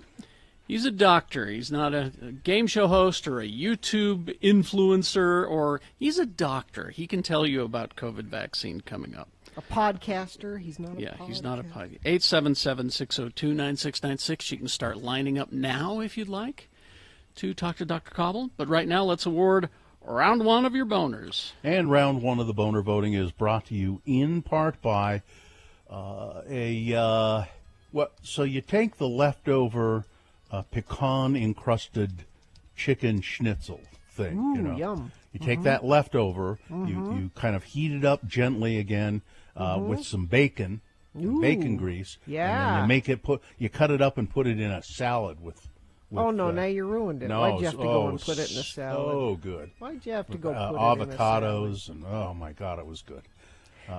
And Tim Daly Auto Group, home of the Forever Warranty on all new and select used vehicles at Tim Daly Infiniti, Tim Daly Ford, and all 3 Tim Daly Nissan locations. Gina, on the one hand, thinking that when you put anything into a salad form, it ruins it. Me thinking, on the other hand, anything you can put into salad form makes it even better. So we have boner candidate number 1. Where is your proof, Burgess? Burgess Owens, our representative. Yeah, he's a sharp one, isn't he? He says that Salt Lake City defunded the police by $5 million and murders went up by 40%. He said this on national television so that everybody watching Fox News at the time could go, you see what happens when they defund the police? Not true at all. Of course, but it was on Fox News, so it's Fox True. Boner candidate number 2, Spotify pays this guy handsomely to do this crap. Joe Rogan saying, well, I'm not against vaccines. My parents are vaccinated, but if you're a 21-year-old healthy kind of guy, you're living healthy, you're exercising, you don't need it. You don't need the vaccine. Don't get it. And boner candidate number 3, you don't know a hand grenade from a sex toy. Somebody said, I have found a bomb in the forest here in Germany. It's a bomb. It's a World War II device. Well, no, it was not. It was paraphernalia used in some sort of sexual game, and not a bomb at all. The winner of the boner T-shirt was someone named Edison, and everybody got votes, and even the third one, the German, the sex toy bomb thing, that got a fair amount of votes, but certainly not enough to overcome the stupidity of Burgess Owens. Boner candidate number 1 wins. When you say Burgess Owens, you know it's a lie. No, I'll work on that. I'll work on that and get it for you. That is your winner of round 1. It is now qualified to be Boner of the Day. We'll send it forward to Boner Dome, where it will wait. Round 2 comes up at 8:20 with 3 more candidates. We get another winner there. And then we'll send that winner forward. And then at 9:20, you'll decide between those 2 champions which one is Boner of the Day. 9:20. All right. Is this sponsored, Gina? It should be. Okay. We have Dr. Cobble, Michael Cobble, on the phone with us, and he can answer your questions about vaccine or about coronavirus, any kind of the weird things that are going on right now with it, CDC guidelines. Good morning, Dr. Cobble. How are you? Good morning. I'm great. Thank you. Good. Now, I don't know if we have phone calls yet at 877-602-9696, but I expect we will in a couple of minutes. So just call now, 877-602-9696. I had a question, Dr. Cobble. If you know anything much about Pfizer saying that they're developing this pill that you can take at home if you have coronavirus. Do you know much about therapy? That? Yeah, not a lot of information on that currently. It won't surprise me that we're going to get, where there are over 1,000 therapeutic trials underway. Mm-hmm. So it won't surprise me if there will be a pill, just like we have a pill against malaria that people take prophylactically to prevent malaria. And malaria used to kill about 1 million humans a year. I think it's about 450,000 a year now. And people that travel into those areas need to take a pill preventively.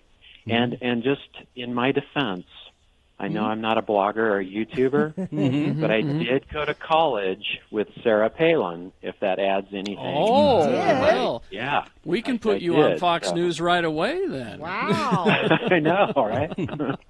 Did you know Sarah Palin? I didn't. Where we went to college, there were about 20,000 kids, but I was in the student senate, and I was doing a lot of stuff on campus. I think she was just doing what Sarah Palin does during that time period. Yeah. So. That must have been exciting news. Wow. So what do you make of the situation in India, and what are the ramifications of what's going on there for the rest of the world?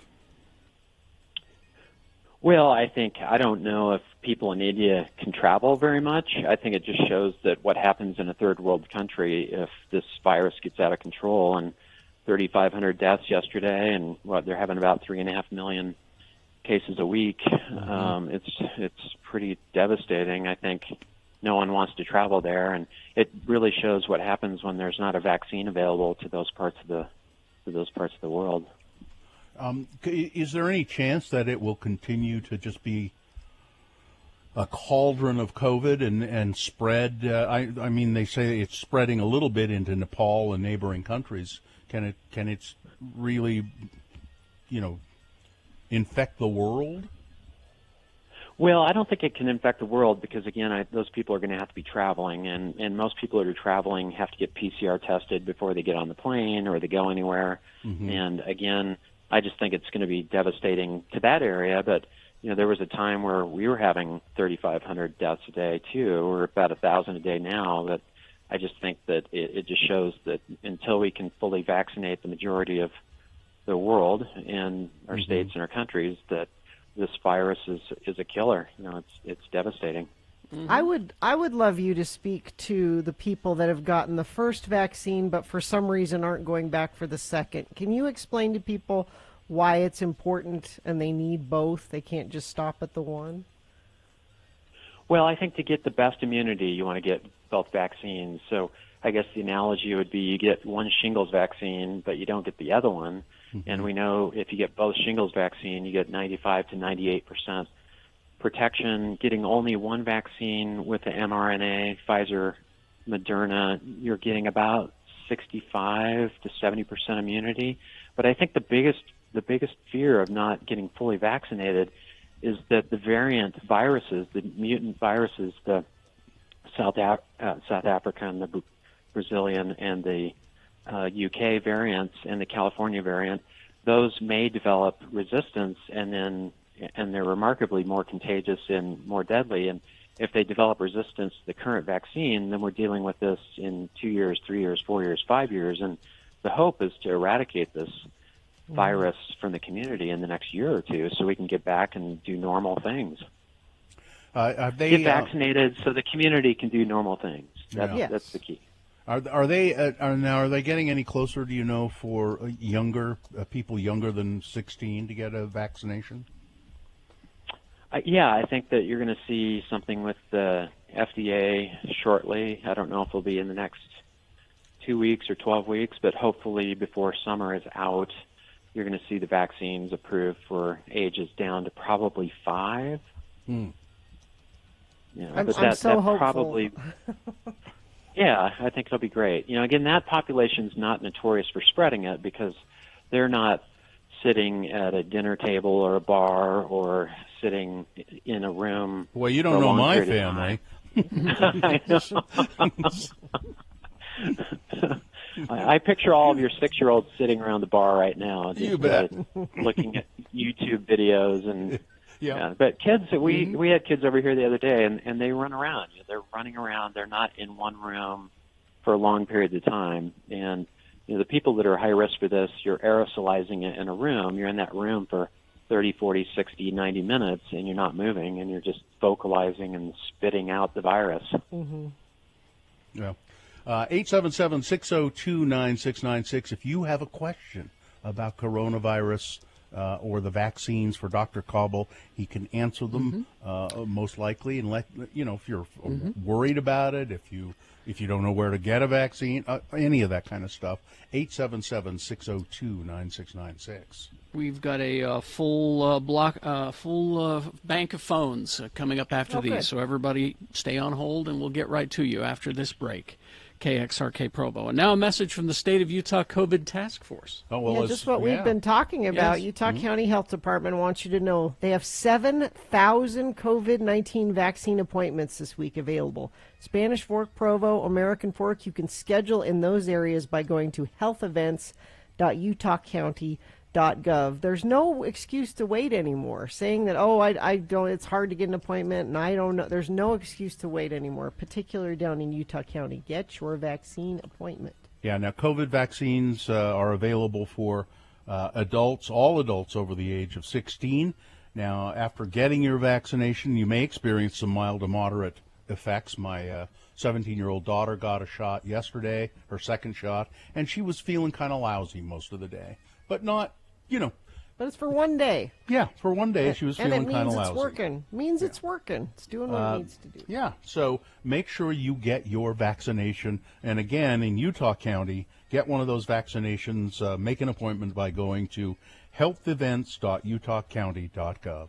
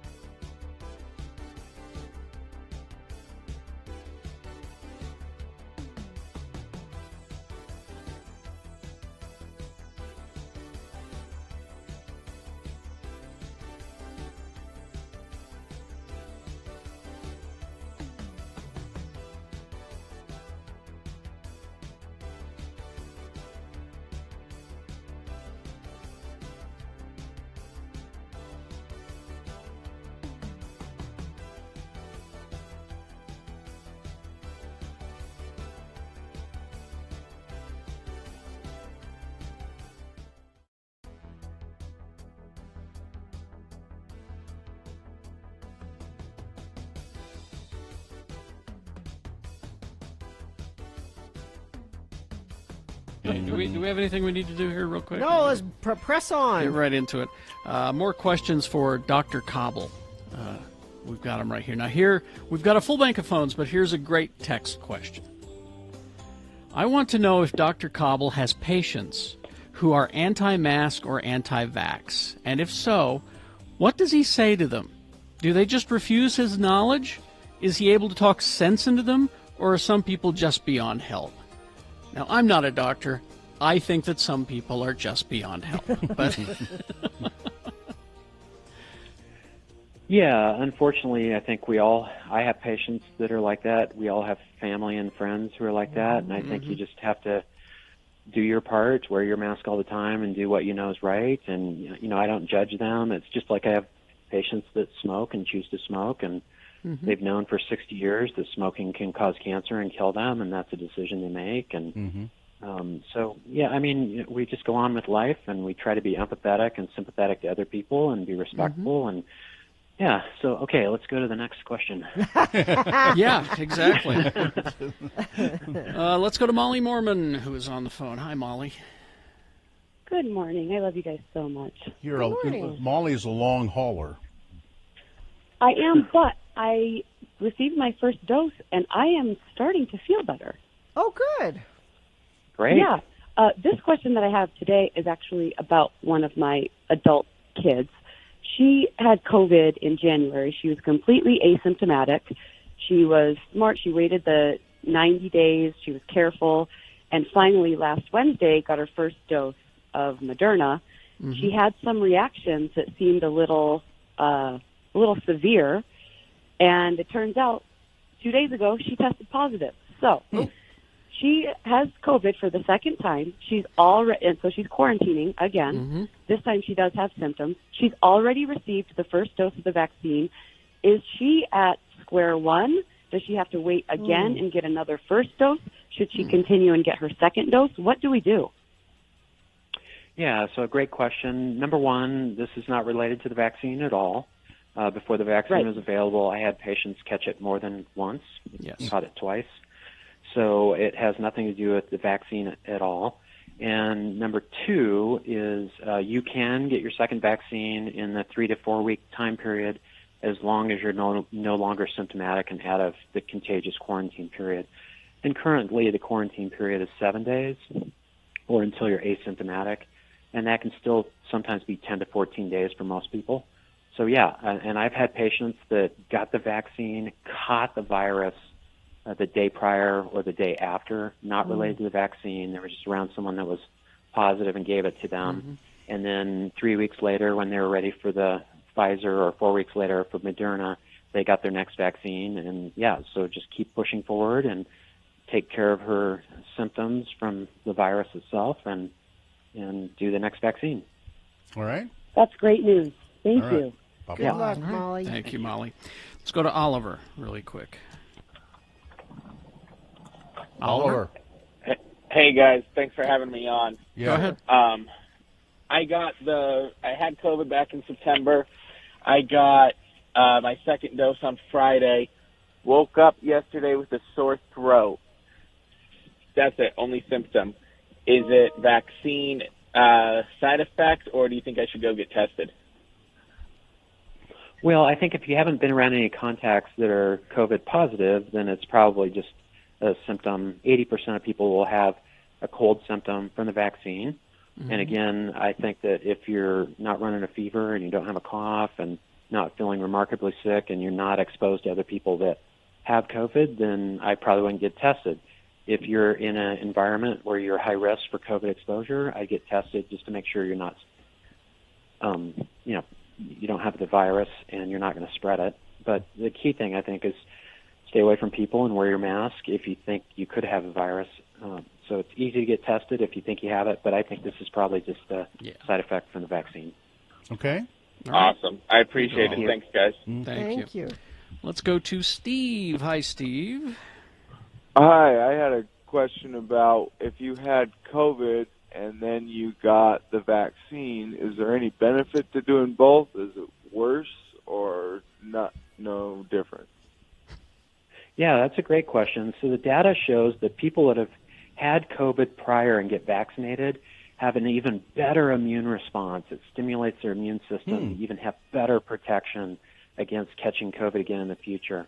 So actually the people that I'm excited about are those people that have had COVID in the past, because it just shows that they're in a work environment or they're circulating where they can catch it pretty easily, and they don't want to catch it again.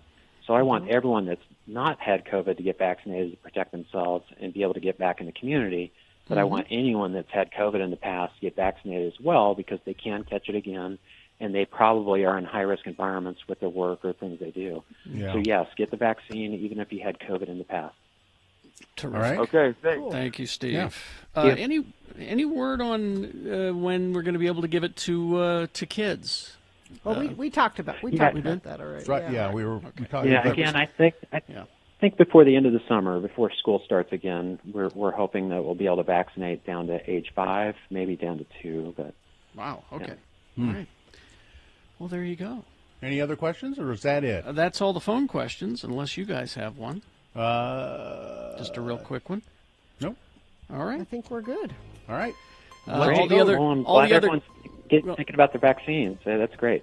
yeah. All the other questions or comments are about vitamin D, so I don't want to get into that. About vitamin D? Oh yeah, you can cure this with vitamin D. Can you cure this with vitamin D, Dr. Cobble?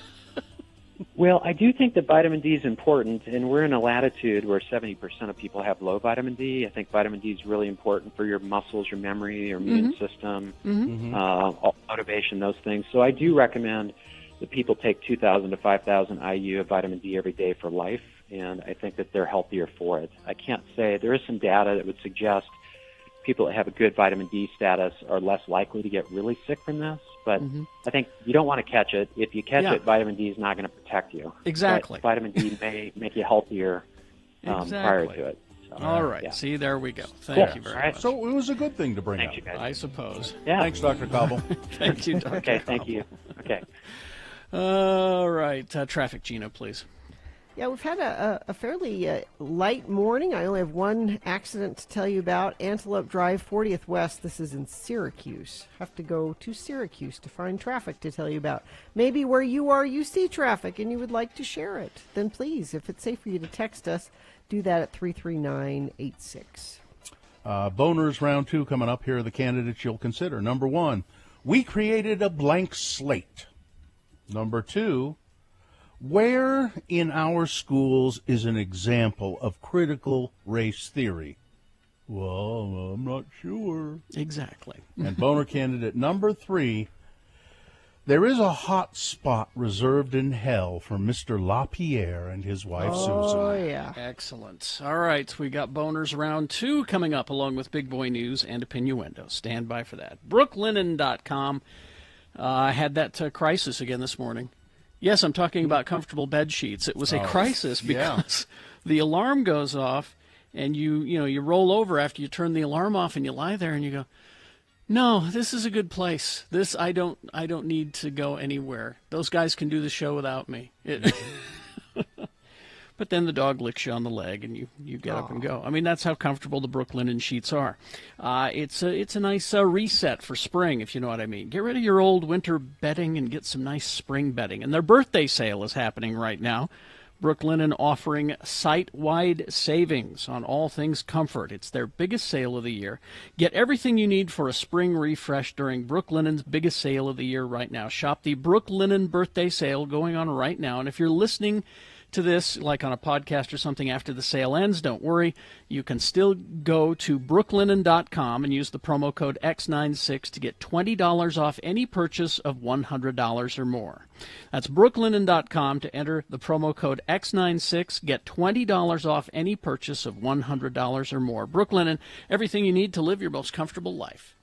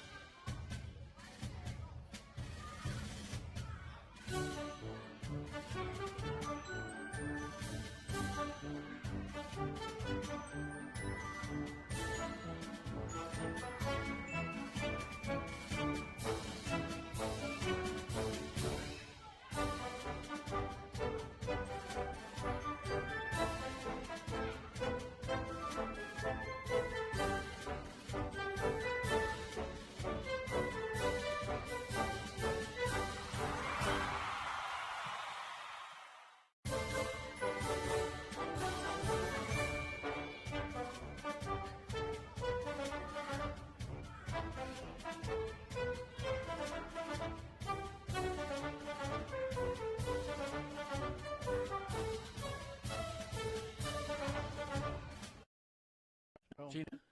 Well, so I went to movies for mine. And it's a very specific animal that doesn't need to be shrunk. Mm-hmm. So it's Benji the dog, and specifically Benji the dog from the movie Oh Heavenly Dog. Oh Heavenly Dog, of because course. what it would be is Chevy Chase inside There it is now. of a dog. Oh, but Chevy Chase is a dick. Yeah. So that dog would be a dick. Yeah, that's true. That dog would sit and tell you you're not funny. You know.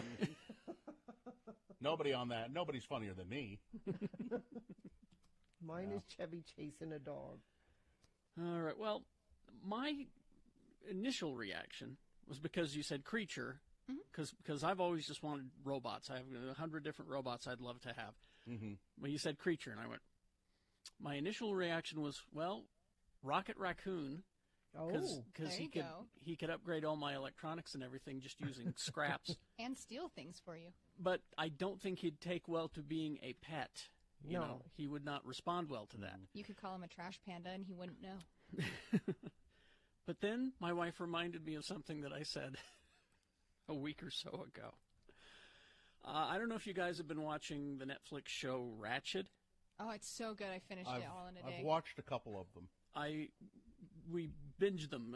It's only like 8 episodes. Yeah. We just binged right through them, and so good. And it's the story of Nurse Ratched, who is in One Flew Over the Cuckoo's Nest. This is kind of her origin story, and it's such a great little story. Just some great acting, and it's just fun. But Sharon Stone plays a very wealthy widow socialite in it. Okay. And she has, it's not a capuchin monkey. I can't remember what kind of monkey it is. Named Miss Petunia. And Miss Petunia, this is the thing about it. Okay. Is that Sharon Stone and Miss Petunia dress identically. It's cute. So, and if you had a monkey that you would dress him like you, I hit the pause button while we're watching that, and I said, if I were incredibly wealthy, I would have a capuchin monkey, and I would make clothes for it that looked exactly like my clothes, and we would wear matching outfits every day. Little hats? Yeah, exactly. I'd get little hats, like this little flower shirt that we got going here. I'd have an exact duplicate of it, and he would ride on my shoulder. I would love this. And people could say, he's crazy, and I say, no, I'm wealthy. That means I'm eccentric. Yeah. Ooh, there you go. Oh, hey, Carrie, you know that, what was that show with the kids with the powers? The show with the kids with the Are you talking powers? about Lock and Key? The something club? Umbrella Academy? Umbrella Academy. Okay. How about that chimpanzee that's in Umbrella Academy? I don't know if he'd do well with being called a pet either, really. Yeah, but it'd be cool to have him as a companion. Professor, what's his name? Yeah.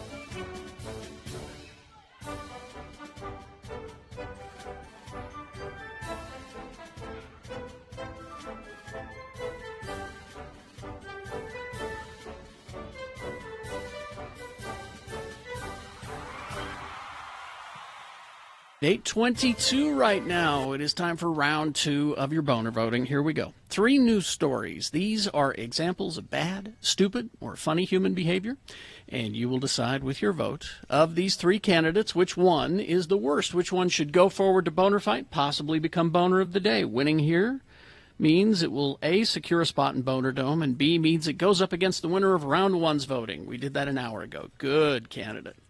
We'll take both of these candidates and put them against each other. You will decide boner of the day for today at 9:20 this morning. That's why in this round, round 2, it's important to pick the candidate strategically so we have a good boner fight coming up. All right, so here we go.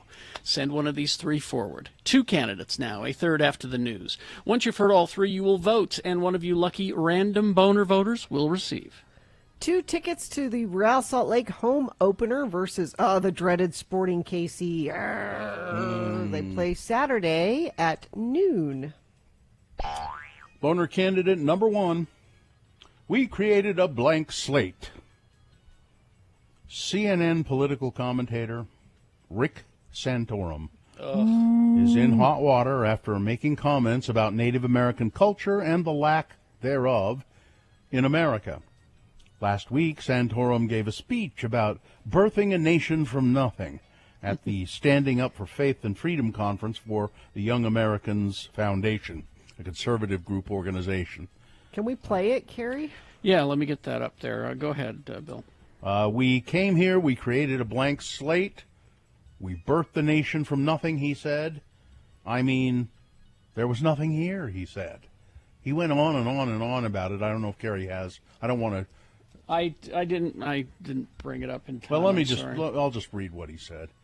He said, yes, we have Native Americans, but candidly, there isn't much Native American culture in America. Well, like all of so many cities being named after Native Americans, automobiles being named after. He acts like, and what? Well, what? And he also said, there's all these other countries in the world, and they've changed a lot over time. Is he not aware that we've only been around for a couple hundred years? Yeah. You can't compare. We're us an infant compared to them. To Italy and England and France. In the beginning of the video clip, Santorum said he didn't know of any other country that was settled by people who were coming to practice their faith. He said mostly European settlers came with Judeo-Christian principles and the teachings of Jesus Christ. That's what our founding documents are based on. It's in our DNA, he said. He's hideous. And why he's just in hot water and not, run out of town on a rail, I don't know. Yeah, I don't either. He shows no understanding of anything. It's as though he's never really read a history book in his life, or he doesn't know that the Pontiac automobile, for instance, was... Mm-hmm. Carrie, maybe when we come back, the rejoiner could be that Daily Show clip, because Trevor Noah played a good chunk of that. I can play that for you now. Oh, okay. Yeah, let's hear that. All right, let me dig that up here. Daily Show under D. There we go. Okay, here it is. If you watch CNN, well, first of all, congratulations on being basic. And second, you may have seen a political pundit named Rick Santorum, former Republican senator, and what you get if you sucked the handsome out of Mitt Romney. He's known for his reliably conservative opinions on the big issues of the day. But now, one of his lesser-known opinions about American history has slipped out. Rick Santorum, since losing his Pennsylvania Senate seat to Bob Casey years ago, Santorum has found one-off cable stardom. He wasn't particularly well known for his views on Native Americans until today, when this surfaced, a portion of his remarks to the Young Americas Foundation. We came here and created a blank slate. We birthed a nation from nothing. I mean, there was nothing here. I mean, yes, we have Native Americans, but candidly, that there isn't much Native American culture in American culture. It was born of the people who came here pursuing religious liberty to practice their faith. Yeah, guys, I hate to admit it, but Rick Santorum is right. From Tallahassee to the Mojave Desert, from Chappaqua to Chattanooga, there's no trace of Native American culture anywhere in America. Nope. I mean, if anything, Native Americans should be grateful, because before Santorum's forefathers got here, what did they have? They had nothing. They didn't have smallpox, they didn't have obesity, they didn't have unemployment, they didn't have drug addiction. Basically, life sucked. Yeah. I give you an idea. You get the point. Boner Yeah. candidate number 1, we created a blank slate. And Here's I've- boner candidate I've just number... heard from our Native American button pusher, Carlin Tallbrother, who says, yeah, I wonder why. Genocide, perhaps? Okay. Hi, Carlin. Boner candidate number 2, where in our schools is an example of critical race theory? Well, I'm not sure. I don't know. Education policy and curriculum taught in Idaho public schools has been a hot topic throughout the last few weeks of the legislative session. House Bill 377 passed the Senate Education Committee 6-3, went to the Senate 27-8 vote. House Bill 377 would prevent Idaho teachers and educators and administrators from discussing any sort of belief system that claims that racism or sexism are responsible for past actions in history with the students. So, slavery? So history? We can't talk about history? It would also prohibit any conversation claiming one group of people defined by their sex, ethnicity, or race are better than or less than any other. So that's their hedge again. there. Yeah. That's their hedge there. Yeah. After the motion passed, the high school students and some teachers peacefully protested on the Capitol steps, then flooded the Senate gallery while the bill was debated by senators. When asked about the bill and evidence of what's called critical race theory being taught in schools, critical race theory meaning that, there is inherent bias and there's inherent racism. If you are a member of the white race, you probably have some biases that you're not even aware of. So when asked about the evidence of critical race theory being taught in schools in Idaho, bill sponsor Senator Carl Crabtree said, well, I can't give you any specific This is another example evidence of passing legislation out of right-wing talking points when there is no reason, no problem, no issue. Well, they're just creating exactly. it. And this legislation is not written by the politicians or the people. It's written by right-wing think tanks and passed around. That legislature in Idaho had never heard of critical race theory before until they got some right-wing talking point that said, this is bad. You should do something about this. Here, we've written it for you. Why don't you just do thank this? you. Thanks for doing my homework. It's not a problem. Can't even point to an example of it. Yeah, boner candidate number 2 is, where in our schools is an example of critical race theory? Oh, not sure. Coming up in a moment, boner candidate number 3, there is a hot spot reserved in hell for Mr. LaPierre and his wife, Susan. Excellent. You're right, Bill. I don't know which one of these to vote for today. It's a bumper crop we're having today of boners. Boner candidate number 3 for round 2 coming up after this big boy news and opinioendo brought to you by. If you're looking for an adventure this summer, look no further than your backyard at Nevada's Pony Express territories. For outdoor recreation and fun, go to loneliestroad.us for more information. I thought of making this a boner candidate. A new survey shows that women and people of color are hit hardest financially by the pandemic. From the No Duh School. All right. But there are people who need that explained to them, though, Bill. That's the sadder part. Women and people of color are significantly more likely than white men to say that they're worse off financially now than they were before the pandemic. That's according to a Washington Post ABC poll. Of the 1,007 people surveyed by phone, they said 21 to 22% said that they were worse off financially than they had been in March of 2020. That's compared to 14% who said they were in a better place financially. And then they divided out, and it's like Hispanic people, people of color, the numbers go way up, being less well off than they were before. And that's just as you might expect. And Kourtney Kardashian shared some steamy new photos of herself with Travis Barker. They're almost not safe for work photos. She's wearing a thong-style bikini and wrapping her legs around him. They kiss passionately. They are in an undisclosed location for Kardashian's 42nd birthday, but it looks like it's probably that Amangiri Resort Utah. here in Utah. It's where she and Scott Disick went with their children last year. So they're here in Utah. She knows she likes it.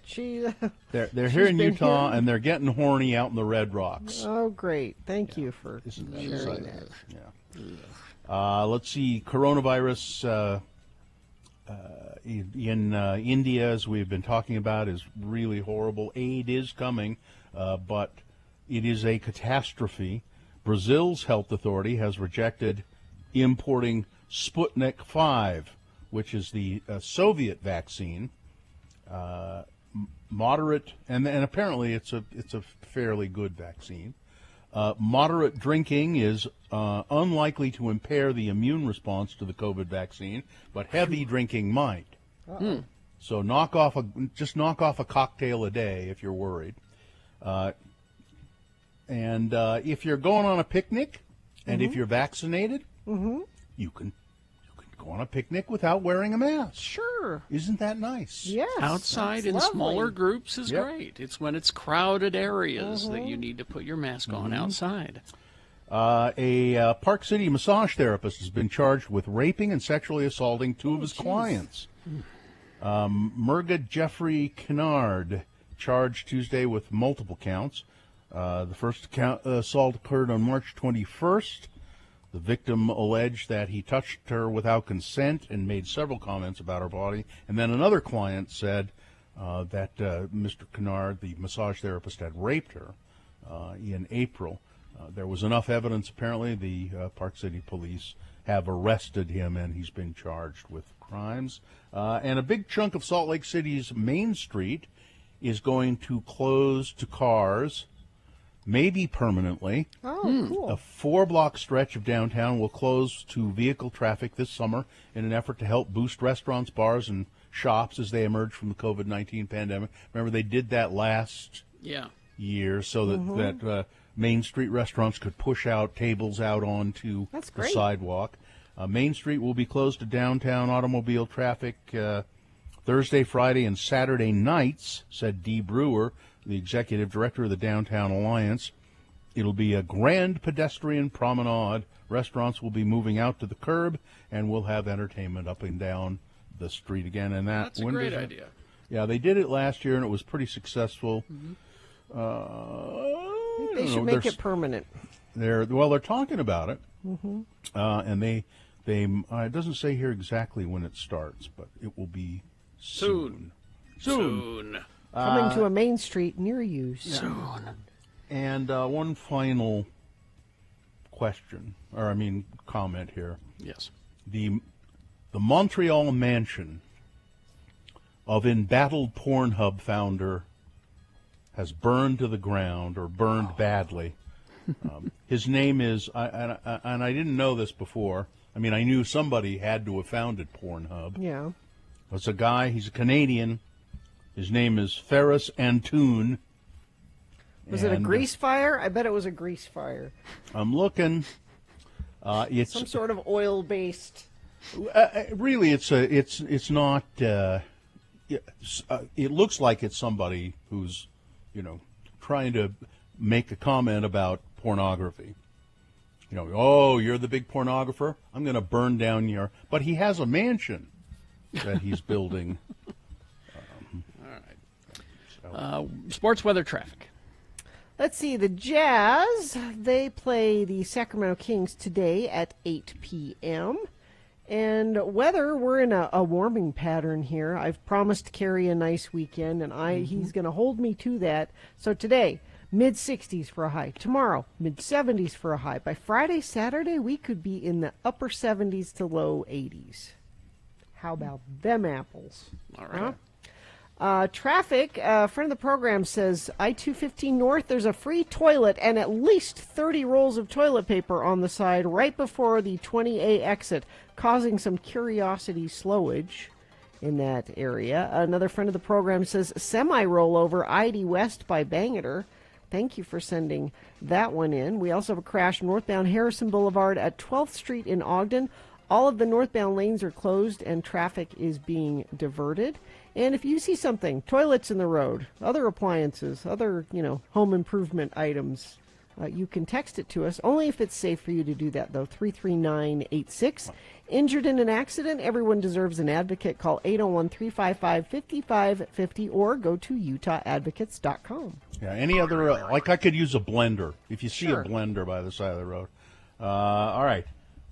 Here's boner candidate number, by the way, the Main Street closure in downtown Salt Lake will start on Memorial Day weekend. All right. Boner candidate number 3, there is a spot reserved in hell for Mr. LaPierre and his wife, Susan. Yeah, I watched some of this video. I would advise you to not do it. Don't. After the mass shooting at Sandy Hook Elementary in 2012, Wayne LaPierre, the head of the National Rifle Association, told Americans who are agitating for new gun regulations, the only thing that stops a bad guy with a gun is a good guy with a gun. Less than a year later, LaPierre and his wife, Susan, traveled to Botswana, where they hoped to show NRA members that they had the grit to take on a different kind of adversary. African bush elephants, the largest land mammals on Earth. And just predatory and They're a dangerous menace. and a They're menace. The trip was filmed. And there's too many of them, by the way. We need to cull those herds. The trip was filmed by a crew from Under Wild Skies, an NRA-sponsored television series that was meant to boost the organization's profile among hunters. But you know what? The program never aired, according to sources and records, because, well, it was a public relations nightmare. It showed that LaPierre was a fussy, demanding person who really didn't know how to handle firearms very well at all. Nope. Because that's not what this is about for him. Nope. He took a first shot and wounded an elephant. The guides brought him a short distance from the animal lying on its side, immobilized, dying on the ground. Jesus. Firing from point-blank range, Mr. LaPierre shot the animal 3 times in the wrong place.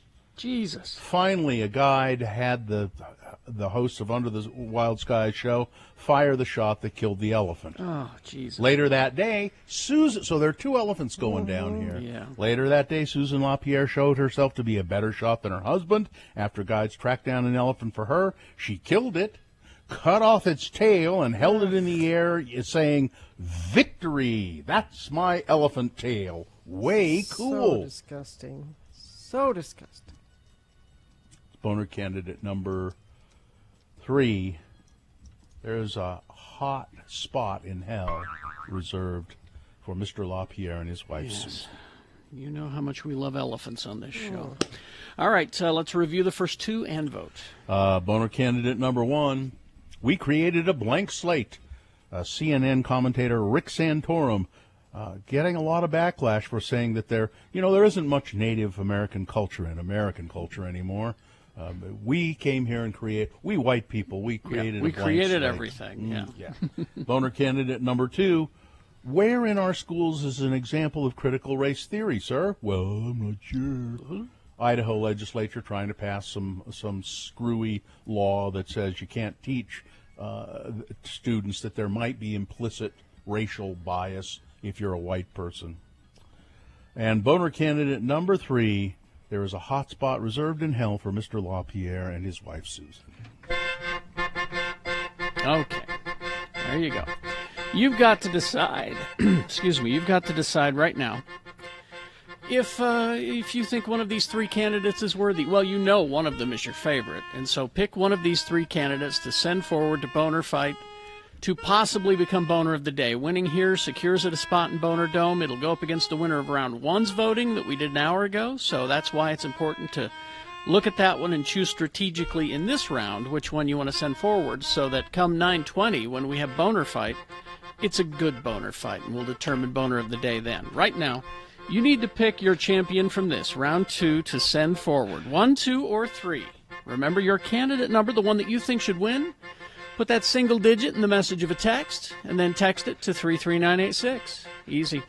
Or call the producer's booth at 877-602-9696 and use your voice Or go online, x96.com. Look for the box that says Boner Voting, April 28, 2021. You can vote online right there. You have until the end of these messages to do it. Let's go. This is round 2.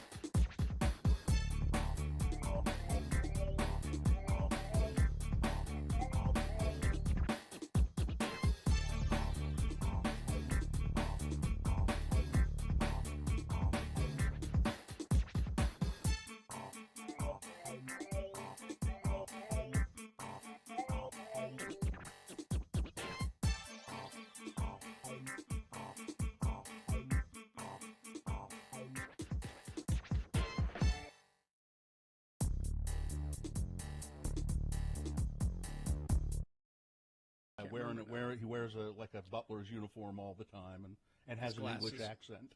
Yes. A super chimp. Oh, yeah. That'd be cool. That would be easy, because he could take care of himself. Yeah, I mean, I think that'd be really nice. And he sort of is he kind of organizes the house and takes care of things in a lot of ways. Oh, there the you go. Umbrella Academy. I can't remember I can't remember his name. Professor something. Pogo, thank you. Pogo. Thank you, Ed, in the chat room. Ed in the chat room coming through. Yeah. So that's who you've chosen. That's a good choice. Yeah. I like it. So there you go, best question of the week. See, that didn't change the world. It was just a silly question. Yeah. It doesn't have to be something super serious.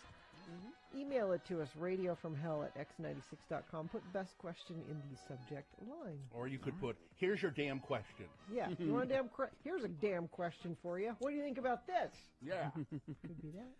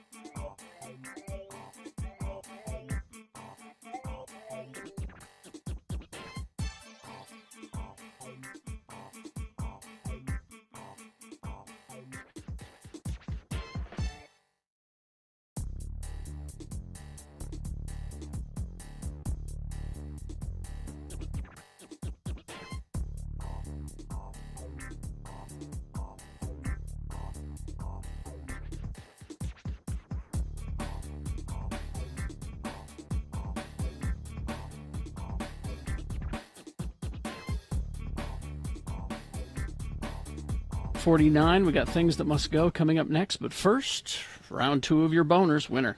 And it's brought to you in part by this wonderful salad that I had last night with pecan-encrusted chicken and bacon. And feel the music as computer graphics and lasers take you for a cosmic ride. Clark Planetarium's light shows play every Friday and Saturday. Tickets are available at clarkplanetarium.org. Number 1 was We Created a Blank Slate. That's CNN commentator Rick Santorum, former member of the United States Congress. Getting a lot of backlash, and deservedly so, for saying, there isn't much Native American culture in American culture anymore. We came here we just had a blank slate. Boner candidate number 2, where in our public schools is there an example of critical race theory being taught? Well, I'm not sure. Idaho lawmakers. And boner candidate number 3, there is a hot spot reserved in hell for Mr. LaPierre and his wife Susan and their African elephant hunt. They're awful people. Very difficult to beat that. As a matter of fact, with the most votes of any candidate this week, I believe. Really? The winner is boner candidate number 3. Well, I don't know how it could have possibly won, because you neglected to mention that elephants are on the endangered species list. And unless you say that, people won't know. Even though Gina sarcastically in our presentation said there aren't enough of them. That I wasn't clear enough. But you didn't clear it up with a list mention, so there you go. I'm sorry I didn't... Well, it's your fault now. The elephants are gone. All right. All right. That's the winner of round 2 of your boners. Now qualified to be boner of the week. Let's get to that at 9:20.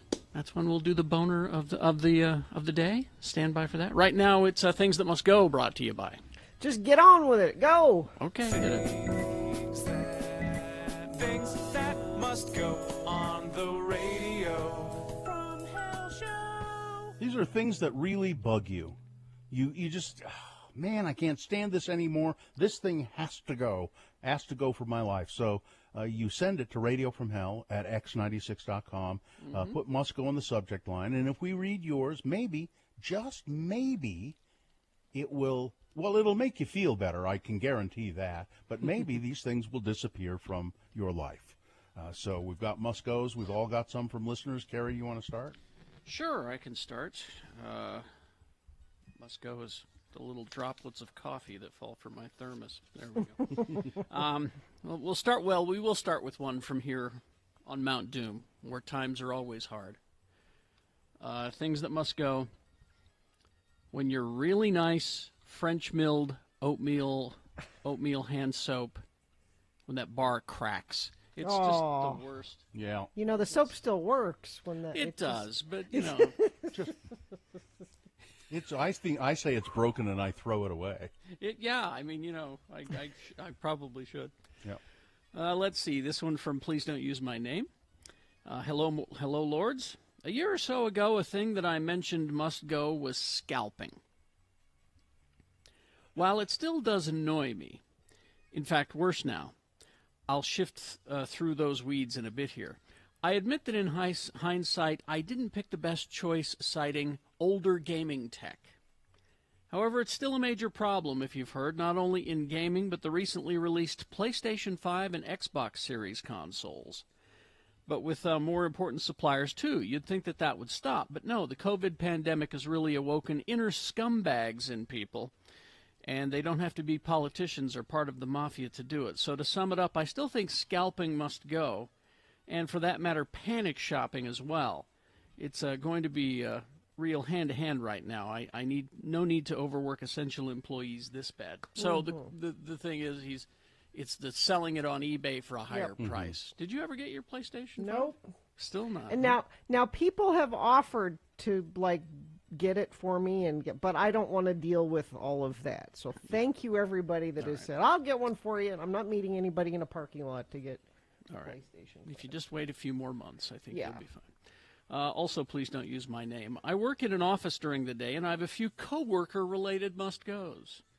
When my coworker takes it upon himself to overstep his bounds on my projects. Typically, this wouldn't be such a big deal because I know I can make mistakes. But when it's every project that is for his favorite people, it makes me look like I don't know what I'm doing and that they should work with him instead of me, which has happened. Also, when the same coworker micromanages my day. I have plenty to work on. You don't need to ask me every hour. So what now? What are we doing? Have you seen so-and-so's request? Ugh, make like a tree and get the hug out of here. Also, anytime same coworker stealing my ideas and claiming them as his own. He will shout out to management options, resolutions, or ideas that I have come up with before I can say anything, making me look like a fool if I say, that was my idea. So yes, I've stopped saying anything. I'd like to keep going, but that's it for now. We'll see how the rest of the week goes. Thanks for letting me listen. All right, Gina? I'll go next. I have a couple of my own. Number one, seeing a cat that you once paid hospital bills of around $4,000 for, because he ate a small piece of rubber tubing off of the floor, seeing that cat trying to eat a piece of plastic that's on the floor must go. And also, that same cat that has received nothing but care and kindness from you throughout his entire adult cat life, that cat sinking his fangs into your hand because you're not petting him. That must go. It really must go. It sounds like a toxic relationship. Oh, my God, that cat's neurotic. This one says, greeting, lords. The last time I had a list of things that must go, those things went away. So here's hoping that the airing of my grievances on the radio will continue to work. I have 3 things that must go. Number 1, this is a tall order. Gwyneth Paltrow and her snake oil website, Goop, must go. Well. Number 2, all forms of the gender reveal party must go. Nobody cares if your baby will be a boy or a girl. Agreed. And finally, number 3, when you get nice and clean and you finish your shower and then immediately have to go number 2 after getting out of the shower. That An unfortunate chain of events. Yeah, thanks for letting me listen, Blade. This one, achy backs must go. I have too many adult things to do and I don't have time to be in pain. People who don't listen must go. I have a coworker that will seemingly deliberately ignore anything being said to him, only to ask a question about the same topic 30 seconds later. Shut up and listen, bonehead. And lastly, Trump 2020 propaganda. It's over, guys. Time to swallow the pill like a big boy. Thanks for letting me listen. Geek Show says, hey, and hot sauce cannot be crispy. And finally, this one. Good morning, lords and ladies. Feel free to use my name, Taylor. I have one little thing that must go. When an app on your phone calls for an update and you click the What's New section to see how they've updated it, and all it says is, we've tweaked the experience for the better, or something along those lines. That must go. I am genuinely curious of what changes have been made in order to better my experience. That's all I've got to complain about right now. Thanks for motivating my mornings for 10-plus years. Love always, your adoring fan, Taylor. Gina? Thank you, Taylor. I don't mind ads when I'm watching streaming TV shows. If it saves me a little money from not, I don't pay for the freebie. But what I do mind is when there are only 2 ads. Yes. That run over and over and over. And sometimes it's a promotional ad for the show that you're watching. Yeah. I don't mind the ad. Just change it up a little bit. Yeah. Something different, please. This from Brian, the New York wine guy. Hello, lords. My things that must go are many and various, but for today what must go includes whomever last wired the electric in the house I bought last year. Everything's backwards and counterintuitive. Yep. My local grocery store stopped selling my favorite coffee, so now I have to drive an extra 20 minutes to the one that still carries it. Please use your infinite power to bring it back to me. Lastly, I would love to see Tucker Carlson slathered in honey and sent running naked through Yellowstone National Park during bear mating season. Yes. Thank you all for making my days better, Brian. And then there's this one. Hi there, you wonderful people who got me through high school mornings, college mornings, and now my commute to work. I have 2 things that must go.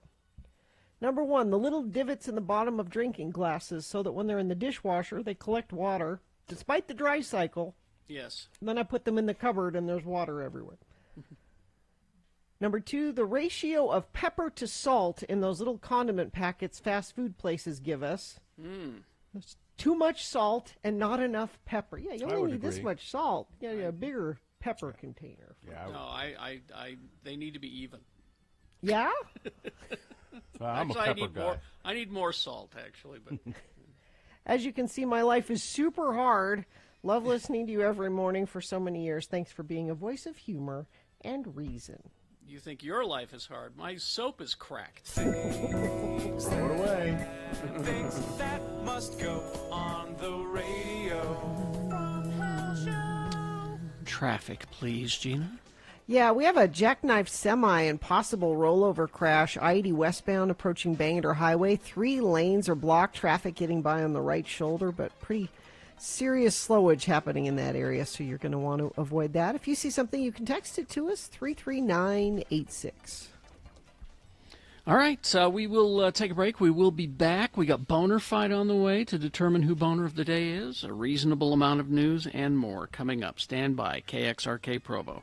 Hoops Vision Correction. I want you all to do what Carrie and I have done, and that is declare visual freedom for yourselves this year. Get your LASIK procedure from Hoops Vision. Throw away your glasses. Throw away your contact lenses. Do you even have any glasses left or contact lens stuff left in the house, Carrie? I don't. I donated it all. Yep. So when you have the LASIK procedure, it'll correct your vision to 20/20 and sometimes even better than 20/20.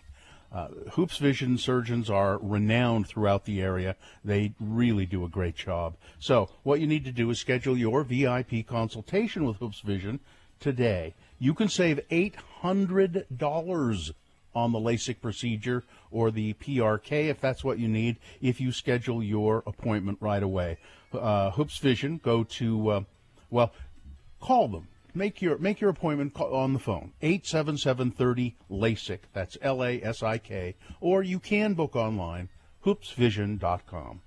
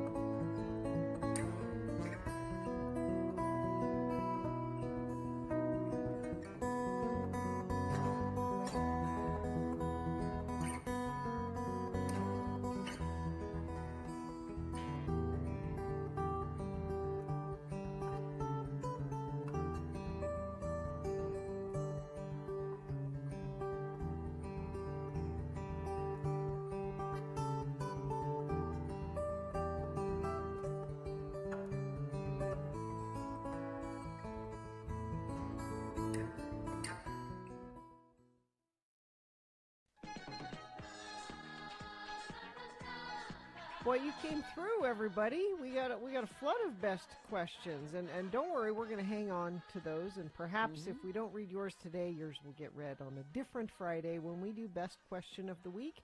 Keep them coming. Radio from Hell at x96.com. Katie, what is our best question today? Today comes from Missy Parrish. It says, "What cartoon character would you see yourself married to in this situation? They're all single." Cartoon character. Well, Jane Jetson.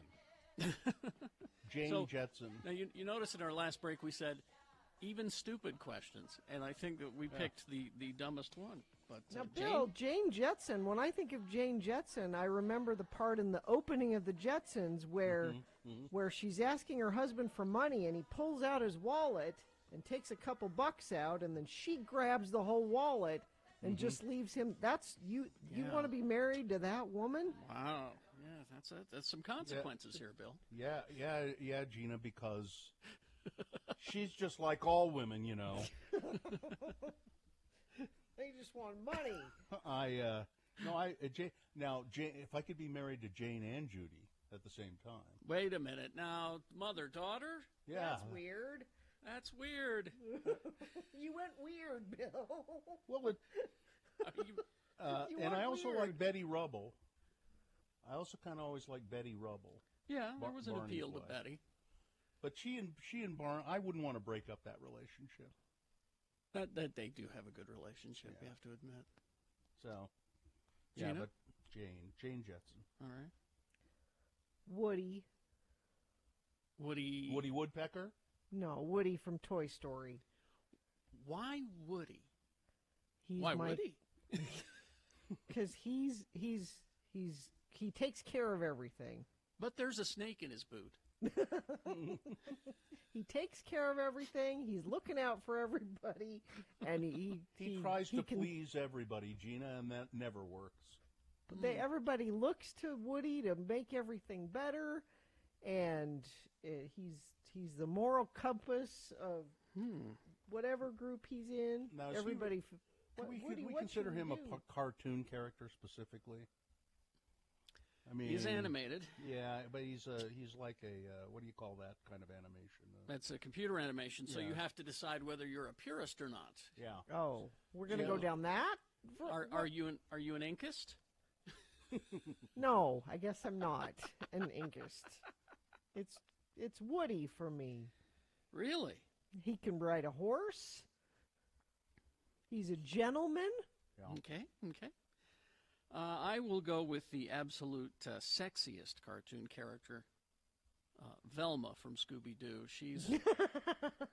Yeah. Yeah. She's smart. No, she's hot. She's hot. Well, she's very smart, too. Yes, that's true, but she's hot. It's the... I think it's the sweater. The base answer would be Jessica Rabbit, obviously. Yeah, but you want to be married to Jessica Rabbit? I She think seems that would like trouble. She does seem like a trouble magnet. And also, think about it. She was an alcoholic, I think. Think about it. She has sex with rabbits. Okay. Think Yeah. about that. Yeah, you don't want. I don't think you want to be married to her. You might. That's a fun weekend. You don't want to be married to Jessica exactly. Rabbit. That's a weekend in Toontown, right there. There you go. That's a weekend in Toontown. And then you walk away. You rub the ink off of your self and pretend it never happened, and then just have fond memories when you're old. You look up and you say, "Grandpa, what are you smiling at about?" And he'll just go, none of your damn business. You don't need to know. You want to tell me about her? No, I don't. Nope. Of course, there's Betty this and is Veronica. true. Betty sorry. and Veronica from Betty and Veronica from Archie Comics. Which do you choose, though, is the question. It's just they go together. Betty and Veronica.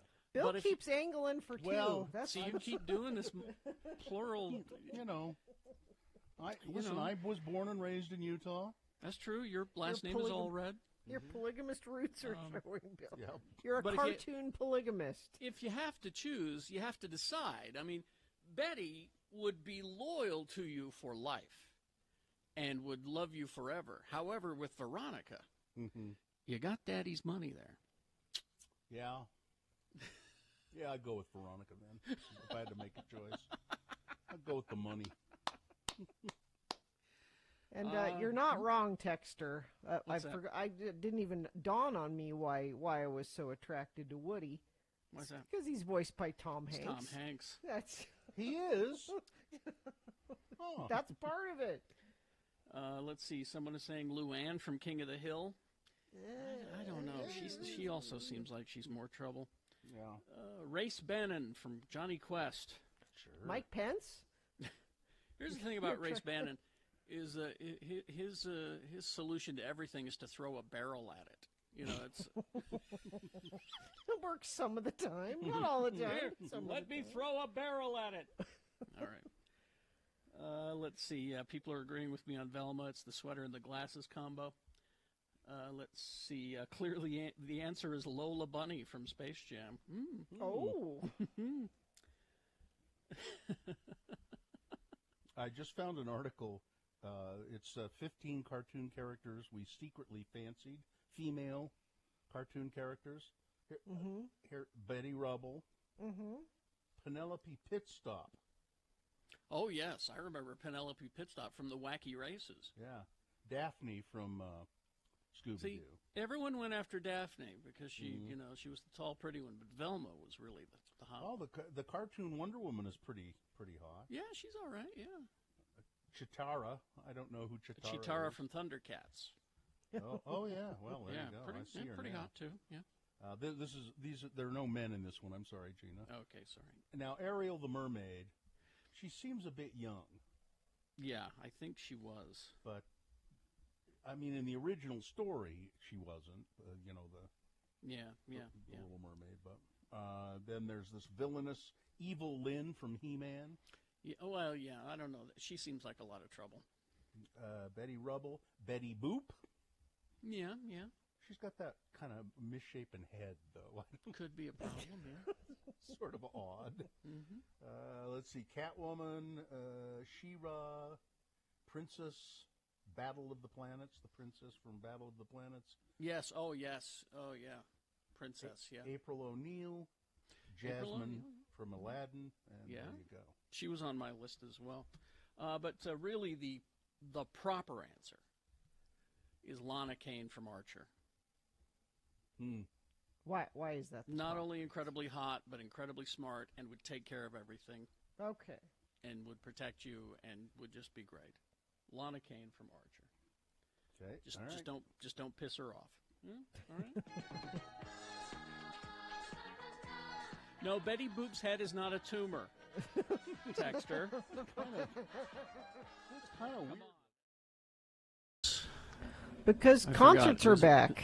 Oh, yeah, so it's not on this day. No, but it's announced that Ogden Twilight has released their schedule for 2021 concert series at the Ogden Amphitheater, and it will all start on August 13th with that band, Fitz and the Tantrums. Bill, Flaming Lips are going to be on the 20th. Yeah, I saw that. I thought it was kind of interesting that they've been at the Ogden Twilight concert series before, maybe twice they're before. A favorite, yeah. Yeah, I think that's fascinating, and they're vying to be referred to as Ogden's own Fitz and the Tantrums. No, Flaming Lips we're talking about. Oh, Flaming Lips, I mean, sorry. Yeah. Keep trying, Flaming Lips. You'll get there. It's also going to have Death Cab for Cutie and Portugal the Man and Group Love and a lot of bands that we play. Yeah. Can you hear the coffee pot going? Yeah. Is that I thought that was the coffee? wound vac. No, I don't have the wound vac on today. Oh, nice. Freedom. Well, for today. We'll see. Who's your nurse? Nurse Ed? Nurse Sam? Ed. Nurse Ed. I had to have Nurse Ed make a kind of an emergency appearance yesterday to deal with the wound vac. I won't go into the details. It's just, it's not that disgusting. No, it's not that disgusting. It's just boring. Oh. But I go to the wound clinic today. So Nurse Ed came and put on a wet, dry dressing on I know how to do that. I can on my small wound. And I said, and I mean, it's just a tiny little place, little tiny incision on my back where I had the surgery that wouldn't heal. So anyway, Nurse Ed comes and he says, I'm going to put on a wet, dry dressing. And I said, oh, what's that? And he said, well, the part of the gauze that goes right up against the wound, that's wet. And then I put a dry piece of gauze over the top of that and tape it all down. Bill, it's the capillary effect. And it's going to draw the infection through the wet part into the dry part, away from your skin. That makes sense. Nurse Ed did not explain it in that kind of detail. It was one of those kind of like, it's called a wet, dry dressing because some of it's wet and some is dry, okay? You don't need to know anything more than that. Yeah. Gina knows this because she was a medic in the war. So then I go to the wound clinic today. and they'll look at it and say, okay, well, we better continue with the wound vac. It was irritating my skin. That's why it's off. It's just, I couldn't stand it. It's Wound Chat on Radio from Hell on X96. I'm telling you, I don't think I said this on the air, though. I am never having surgery again, ever. What if you need surgery? No, I won't have it. You didn't say it on the air. I mean, you were joking about it with Dr. Cobble a little bit. But you're serious. I swear to God, I will never have surgery again. If the doctor says, well, Bill, if you don't have the surgery, you're going to die, I say, it's fine. That's fine. Well. I don't care. Well, if you don't have the surgery, you're going to remain in intense pain. Oh, well. That's okay. I'll stay with the pain that I know rather than the pain of surgery, because surgery is awful.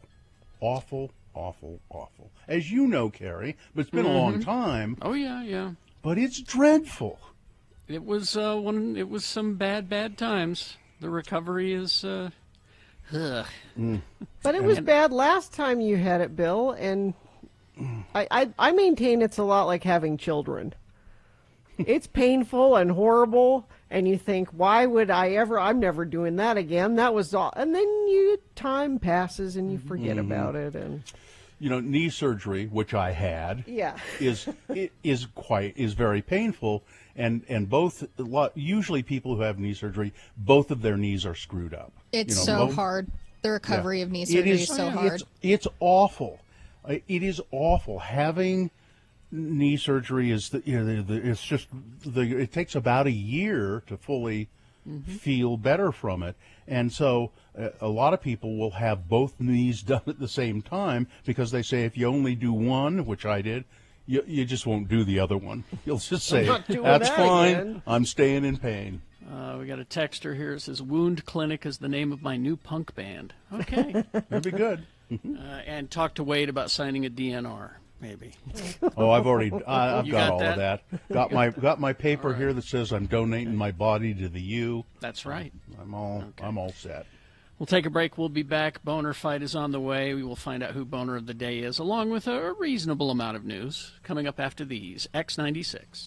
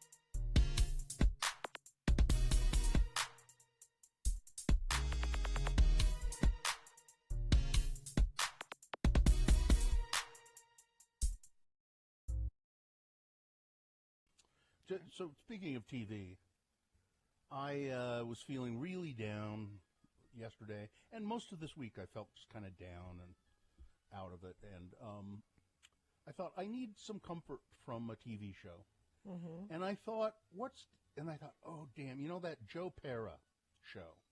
Joe Pera Talks with You. The first season of that was so. It was so gentle and so nice. I thought, I wonder, and lo and behold, I didn't know, but there's now a second season of it available. So I sat down and I watched a couple of episodes. I cannot recommend this show highly enough. It's. I think each episode is 15 minutes long, Mm-hmm. something like that.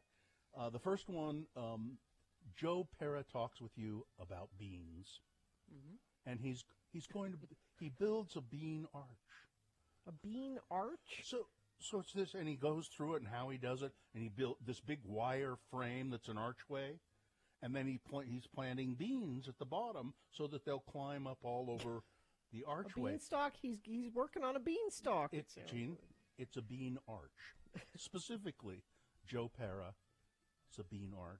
And he said, I don't know how tall I'll make it. Maybe I'll make it tall, just so the beans are dangling down and you can just barely reach them. It's just so comforting. And you so feel better sweet. now I after do. watching? Okay. It is so sweet. And I watched 2 of them. And I thought, no, I'm not going to watch anymore because I want to watch them. My wife was not around last night. She was off doing roller derby. And so I thought, I'm going to rewatch them. They're just, I can't recommend it highly enough. It's on Cartoon. Is this it? Adult Swim is where I watch it. Yeah, Adult Right Swim. over there. Mm-hmm. Hey, Joe. Please don't come over here. Okay. I'd invite you to join us, Joe. But as you know, each breakfast crew has a delicate balance. Each individual brings something unique to the table, and that makes for great conversation. I understand. Let me introduce you around to the boys. There's Jack, our political junkie. Joe, did you know that 93% of Americans don't approve of murder?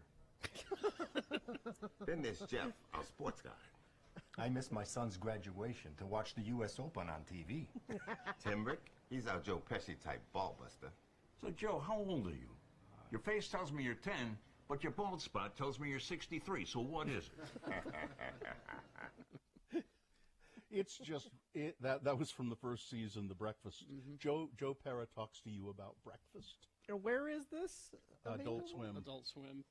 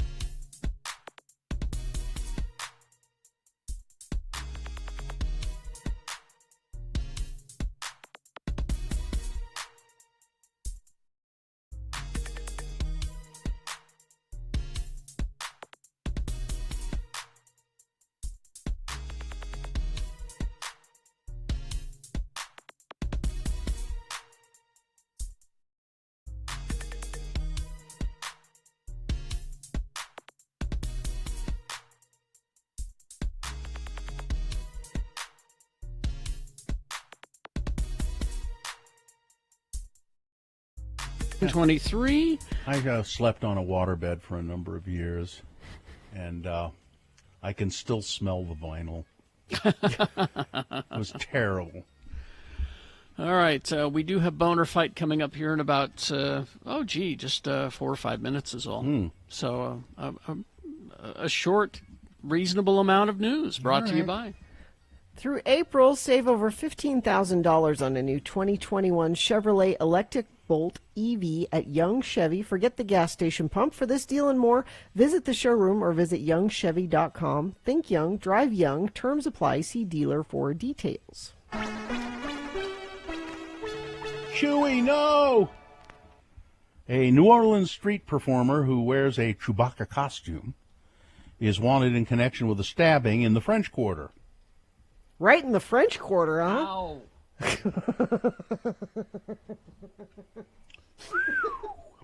Wow. Got him right in the rotunda.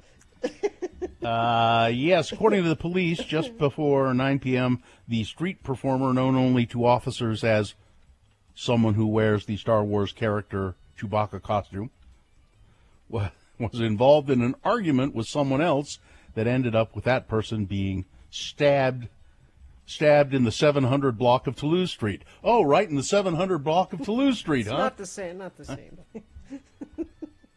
It's even better. Police did not release the condition of the victim, but apparently Chewbacca put the shiv in him and then ran off. I got a bad feeling about this. No kidding. Caitlyn Jenner's ruffling all kinds of feathers within the family in her bid to be the next governor of California, which Arnold Schwarzenegger says she has a chance of winning. Her sons didn't want her to run, and they're embarrassed that she is running for governor of California. They don't want her to do it. They're embarrassed. They say that it's an intrusion on their lives, and they don't want it. One source says Caitlyn called some of her kids the night before, publicly announcing her decision to run, and her son strongly suggested that you put on the brakes. Hey, put on the brakes, okay, Caitlyn? Don't do it. Guess who else is running? Nothing but the GOP's finest. We got Caitlyn Jenner and Randy Quaid. Randy Randy, I Quaid. saw So that. nothing but the finest that the GQP I has think he'd rolled be out great. here. I think You Randy, know? he'd be great. He'll help protect the city from aliens. All of his speeches will be made, with the camera right in his face with the flashing colored lights that he does, Yep. And I'm running for governor. There's an endangered baby parrot that was hatched at the Tracy Aviary in Salt Lake. It's called It's a Kia parrot, native to New Zealand. They're very rare. They live in the mountains of New Zealand, and this little parrot is just really ugly. I mean, there's nothing uglier than a newly hatched baby bird, and this parrot is really unfortunate. But you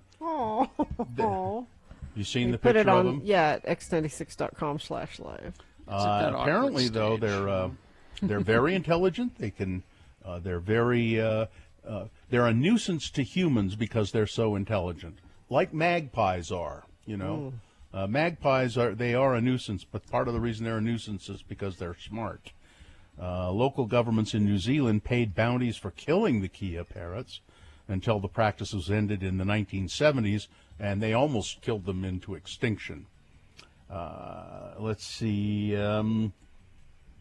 Well, you're supposed to be safe if you're sitting on your porch, right? Sitting on your porch, just enjoying maybe a glass of sweet tea and watching the traffic go by.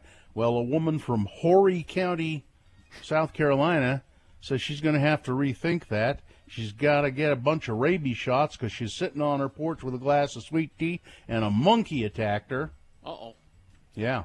Horry County police responded to reports of an animal attack on Wednesday. According to the cops, it was an orangutan, which is very unusual. Ooh. Now, I'm trying to see if it says where this orangutan came from. Neighbors say that, no, there's... Bitter right in the French Quarter. Yep, there you go. Right in the French Quarter. There's a nature preserve close by to where she lives, and the animal escaped from the nature preserve. And finally this. The oldest American, Hester Ford, has died. So congratulations, there is now a new oldest American. I don't know who it is, but this woman died. She was either 115 or 116. She kind of lost track a few years ago of how old she really was. But 116 years old. Man, it's incredible. There you go. It's Boner Fight. With Radio from Hell on X96. Here it is, the winner from round 1 going up against the winner from round 2. These are both excellent candidates. Number 1 from the 7 o'clock hour is, where's your proof, Burgess? Utah Representative Burgess Owens. Going on Fox News. So, a bunch of people heard him say this. Goes on Fox News and says Salt Lake City defunded their police force by $5 million. And you know what happened? Murders went up by 40%.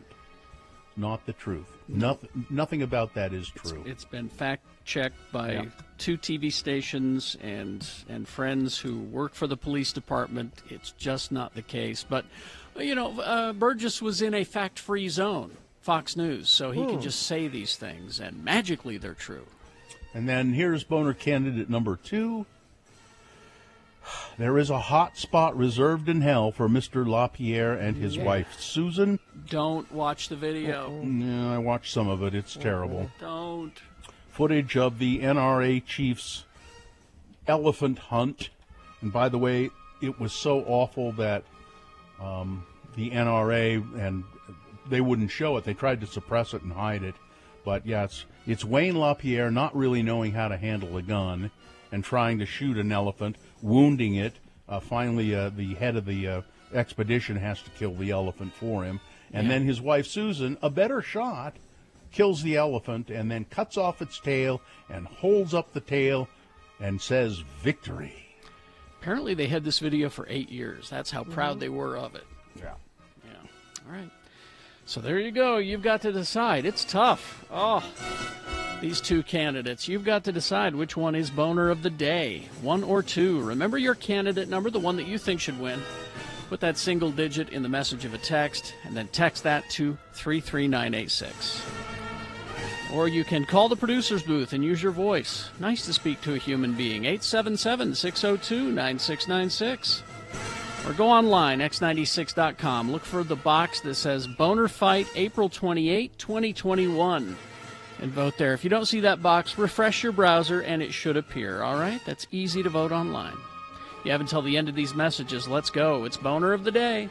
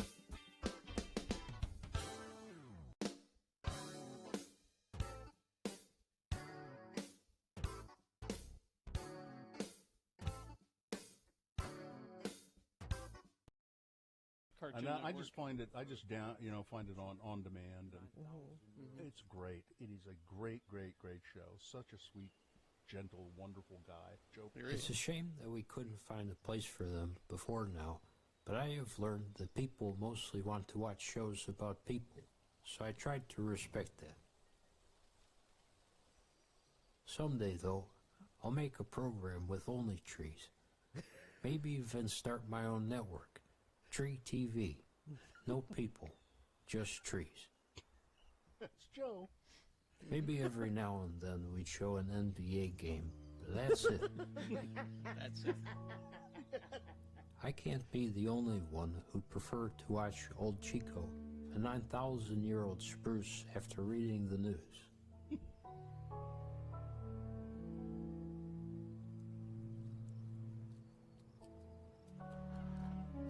The downside is that my network won't provide much opportunity for human actors. But as we reassess what is essential, I wonder if actors are. Well, there are definitely two. Ed Harris and Elizabeth Hurley. Last week, I watched Austin Powers for the first time in 10 years, and it holds up very well. A complete send-up of spy films, and one of the things that makes me laugh most. And Elizabeth Hurley is the perfect straight man to Austin Powers. She's one of the few people who can rein him in, and that is no small feat.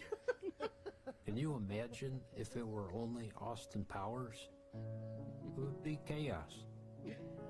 A town where all the stoplights are green. Fun to imagine, but in real life, fatal. Also, she's one of the only people in the movie not played by Austin Powers. It's just too bad that in the second film, she turned out to be a fembot. It's true. It was distressing to me and made dating hard for a long time. Made dating hard. Not the robot part. Just imagine falling for someone who then tried to kill you. You know. But instead of going down that path, It's, why don't I give you? He has a girlfriend in this second season now. He's a school teacher, a middle school teacher. It's choir and band, I think, is what he teaches. The choir. So is this like voiceover, just scenery, No. or do you see No. him Well, talk? this He's is. just- Oh no. Oh. This one is. This is an Adult Swim special called "Relaxing Old Footage" with Joe Pera. Yeah, that's. And it's just stock footage of forests Yeah. and things like that with him talking. He is a stand-up. That is a character. I hate to break it to you, Bill. Yeah. No, and I've seen him do some stand-up, and Yeah. he does his stand-up as that same character. He does the character. But he has all of these wonderful non-actor actors in Joe Pera Talks with You, like those people in the Every year Breakfast on Club. Valentine's Day, a lot of people will wear red to be festive, but I instead wear black out of respect for all the ladies' hearts I've broken with this smile. This is stand-up. Anyway. And you'll love it. He's just it's slow and soothing and really funny. Yep.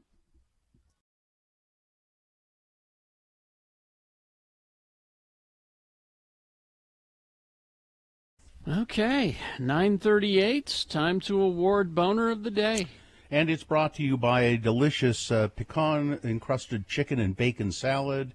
And, it was just great. And consolidate debt, make home repairs, and more with a home equity line of credit from Mountain America. Apply today at macu.com, equal housing lender. Well, Boner candidate number one, where's your proof, Burgess? Burgess Owens, local candidate, making just lies, making up things. And he did really well in the finale here. Mm-hmm. Got half 100 votes. Well, Half 100. he would have won any other day. Was not good enough to beat There Is a Hot Spot Reserved in Hell for Wayne LaPierre and his wife Susan, the Fearless Elephant Killers on video. The New Yorker, by the way, got a hold of this, and something called Tracer got a hold of it. And the video is there if you want to watch it. No, It is don't watch it. outrageously awful behavior. Yes. As they shoot elephants. That is your boner of the day for today, April 28, 2021. Now qualified to be boner of the week. Jarvie Curvis, front and center. Jarvie, are you there? I am here. Good morning. Good What morning. is your rank, Jarvie? I have, Jarvie, I have a lot of questions here. Now, this says Irreverent Warriors, Silky's Hike, Salt Lake City. Okay, veterans and active duty service, National Guard, reservists to take to the streets in Silky's. I get That is part correct. of that. I get part of it. I get the Salt Lake City part.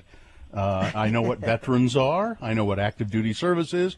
But what are Irreverent Warriors and what are Silkies? So let's start with the big thing is the Irreverent Warriors. We're a nationwide nonprofit that is set out to end veteran suicide. So we're using humor and camaraderie to improve mental health and prevent veterans from taking their own lives. Mm-hmm. And in doing that, the part of the humor portion of it is these silkies. They're actually very, very small silk blend, like polyester blend running shorts. That the military wears. You So wear 'em under your, actually, all branches have kind of phased them out, and we kept them around. Okay. So, veterans marching in their underwear. Are you going to basically. Are you going to have full packs and everything? I mean, if it's going to be a march. Yeah, right? so it is. So what we do, I mean, this started out as it was called a 22 with 22 for 22. So the statistically, 22 veterans take their own life every day. So if you count the numbers, we're losing more veterans at home than we are abroad. So we've set out to stop that. So what we do is we carry 22 pounds and we walk 22 kilometers to help the 22 come out of those dark places. So this is Saturday, right? May 1st, is that Saturday? Yeah, Saturday. That's correct, yes. Now, and it says here registration is available. Do you have to be an irreverent warrior with a silky to participate in this? Absolutely not. So long as you're a member of our armed forces that has signed that paper that says, I'll put my life on the line, you are part of the family already. All right. Registration is on our Eventbrite page. So if you just go to eventbrite.com and search for Irreverent Warriors Salt Lake City, you'll find our event, but you'll also see the events going on across the nation. This year we have over 70 events Wow. happening in 2021. Okay. And where are you registering people in Salt Lake? So in Salt Lake, we're going through the same Eventbrite page. Registration is on there. You can find the links, how to sign up and register. That comes to us, and all the information is there on the Eventbrite page. We will be having, there's a meet and greet Friday evening, and then our event Saturday morning. And you're going from where to where on this Silky's hike? So we'll be starting at Big Willie's on 17th South and Main. Moving toward Liberty Park. We'll stop at Liberty Park and have some refreshments that let everybody take a break. From there, we'll move kind of down towards Washington Square, another break, lunch, around City Creek, and then back we'll be finishing out at Willie's. So all in, it's about a little over 8 mile walk. And it says here, if you are not participating directly, but you see this going on, you more than encourage people to honk their horns and yell and in support. Honk, right? wave, scream, yell, high fives are always welcome. And volunteer opportunities are there. If you want to support the organization in a capacity, but you don't fall into that veteran or active duty category, we absolutely, these events do not happen without our volunteer staff. So anybody that wants to get involved, please, all the information is there on our Eventbrite page. All right, so just go to eventbrite.com. That's BRITE.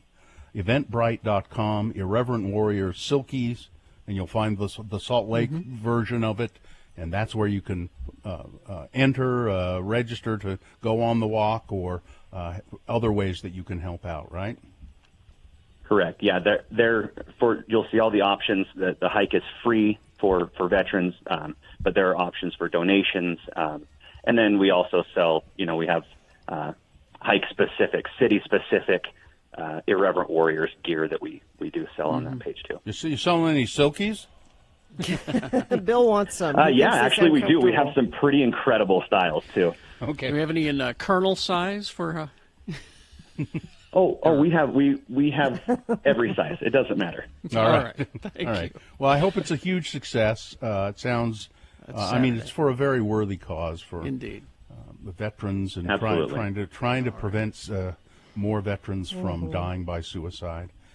Thanks a lot for talking with us. Thank you, Jarvie. Thank you. I appreciate you guys letting me on today. The weather is going Thank to you. be with you, so good luck. All right, we'll take a break. We will be back to crawl towards the exits after these X96.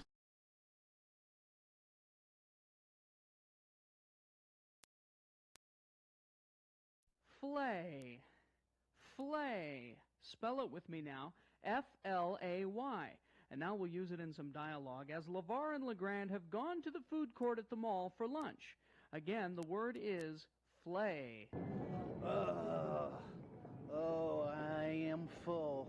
That was a mighty good meal, LeVar. Pretty good. Hey, you think that me having a large order of chili cheese fries at the A&W was good for me? Well, I don't know if it's good for you or bad for you, but you eating them is bad for me. I mean, we're going to have to drive home with the windows of the pickup rolled down for sure. What a smell. Sorry. Well, I wonder if them fries was good for Mart. I'm kind of getting chest painy since I ate them. Probably just some big old gas bubble trapped near your left ventricle. You know, you should have what I had for lunch. A hard, healthy sandwich from Chick-fil-A. Oh. Eating them fries was worse for you than eating a big old hunk of filet mignon. All that fry grease is going to go right to your arteries. Oh, hey, how come they call a filet mignon a filet mignon? I don't know. I guess because it's a flame-broiled piece of meat that is so thick and heavy that when you eat it, you get sleepy and start to yawn. Therefore, i.e. and etc., a filet mignon. Oh, filet mignon. Yeah, filet mignon. Ooh, looky here. Here's a blood pressure machine here to the drugstore in the mall. Let's see. Let's pop in a quarter, and I'll check my blood pressure. See if them fries has pushed it up any. All right, go ahead. I'm sort of not feeling too Put good. the quarter in there, then. Go. You have to squeeze your forearm a little. You must be absolutely still, but relaxed during the test. What's it mean it's going to squeeze your arm there? What's it doing now? It's like clamped down on me like some kind of ferocious animal. I don't know. What? Oh, my God, what's this flashing light mean? I don't know, but I It's think flashing real fast. it feels like my heart is starting to speed up really fast. You don't look so good, LeGrand. I'm feeling kind of weak and pale like. What? You're pale. You're drooling. What's wrong with you? I'm not feeling too well. Get my arm out of here. I can't get your arm out. It's stuck on there. Can't take this anymore. It's squeezed my arm too hard. I'm feeling faint. Everything's going kind of black. Somebody call the paramedics. The test is finished. I will display the results. You may remove your forearm. I didn't get enough information that time to give you accurate readings for everything. If you want to try again, push the start button to begin the test. No fetching way. I'm not going through that again. You said you didn't get it right the first time. I'm not going through that again. Let's just run over to the Chick-fil-A and get me a soft serve ice cream. Okay.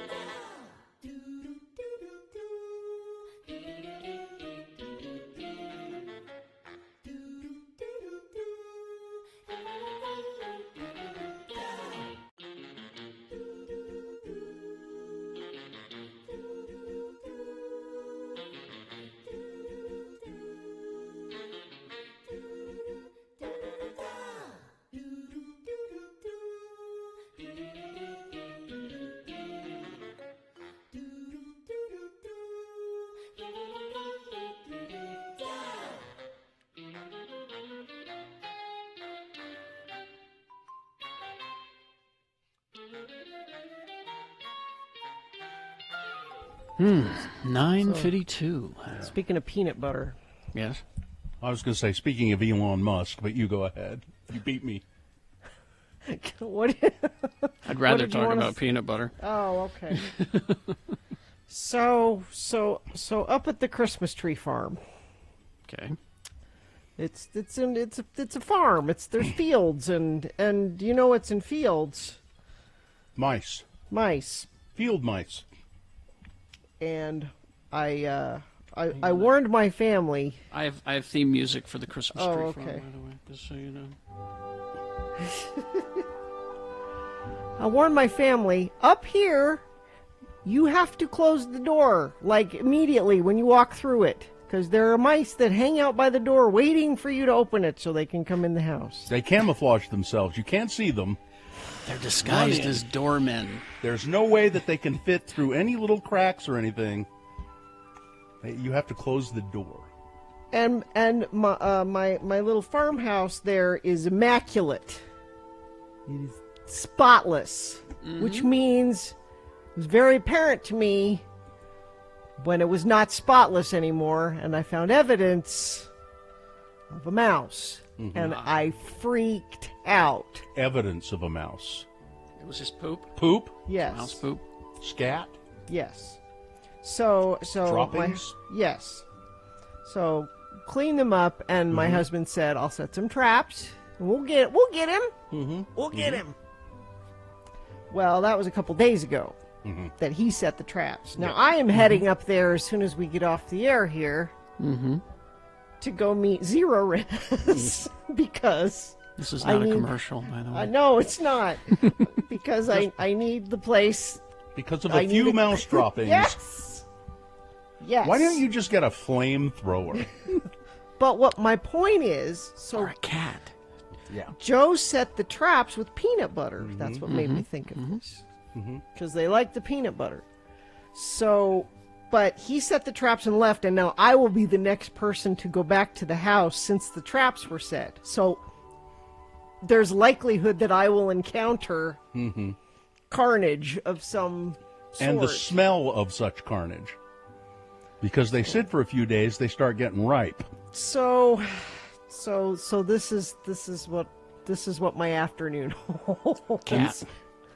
This has been on your mind and bugging you all morning. Yes. Worrying you all morning long. And what do I do? And if it's there, I don't want to touch it. But I can't leave it there. You can okay, get a shovel. If you're going to throw away the trap, are you going to throw away the trap? Yeah. Oh, I think. I don't know. I don't want to separate the mouse from the trap. A lot of people, you can reuse them. No. You know, I mean, if you're brave enough, you don't need to do anything, wear gloves or anything. Just wash your hands thoroughly when you're done. But just release the little critter into the garbage and then... See, this music is all idyllic, and that does not pair with what awaits me. This is the idols of nature, Gina. This is what it is. All right, let me see if I can find here. This is the new farm music, then. New farm theme. Well, Gina, maybe you can appeal to the... Why don't you be the weak damsel who doesn't know how to deal with things like this and say to the Zero Res man, because I'm sure it'll be a man, "Oh, I just don't know how. Oh," and he'll say, "Oh, I'll take care of it for you, little lady. Don't you worry." Stars. What? Yeah.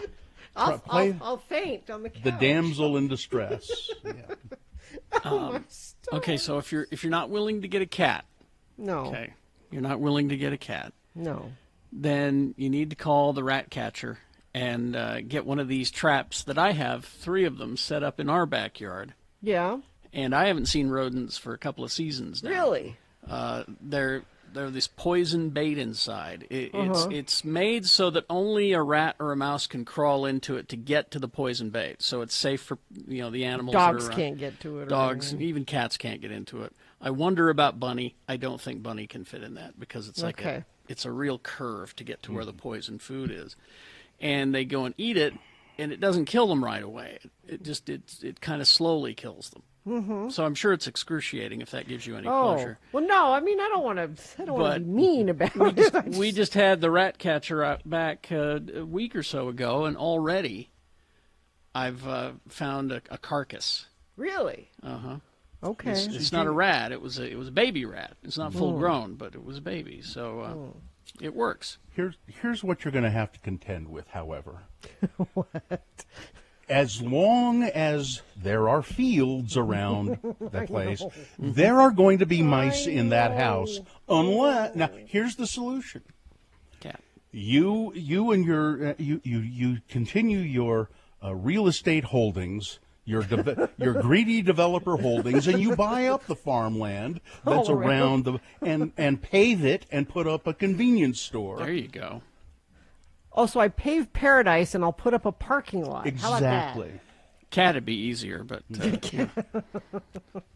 but the cat, you can't leave the cat there. No, alone. I can't. We don't live there full time. that'd be fine. Cats are fine. So you will have that problem.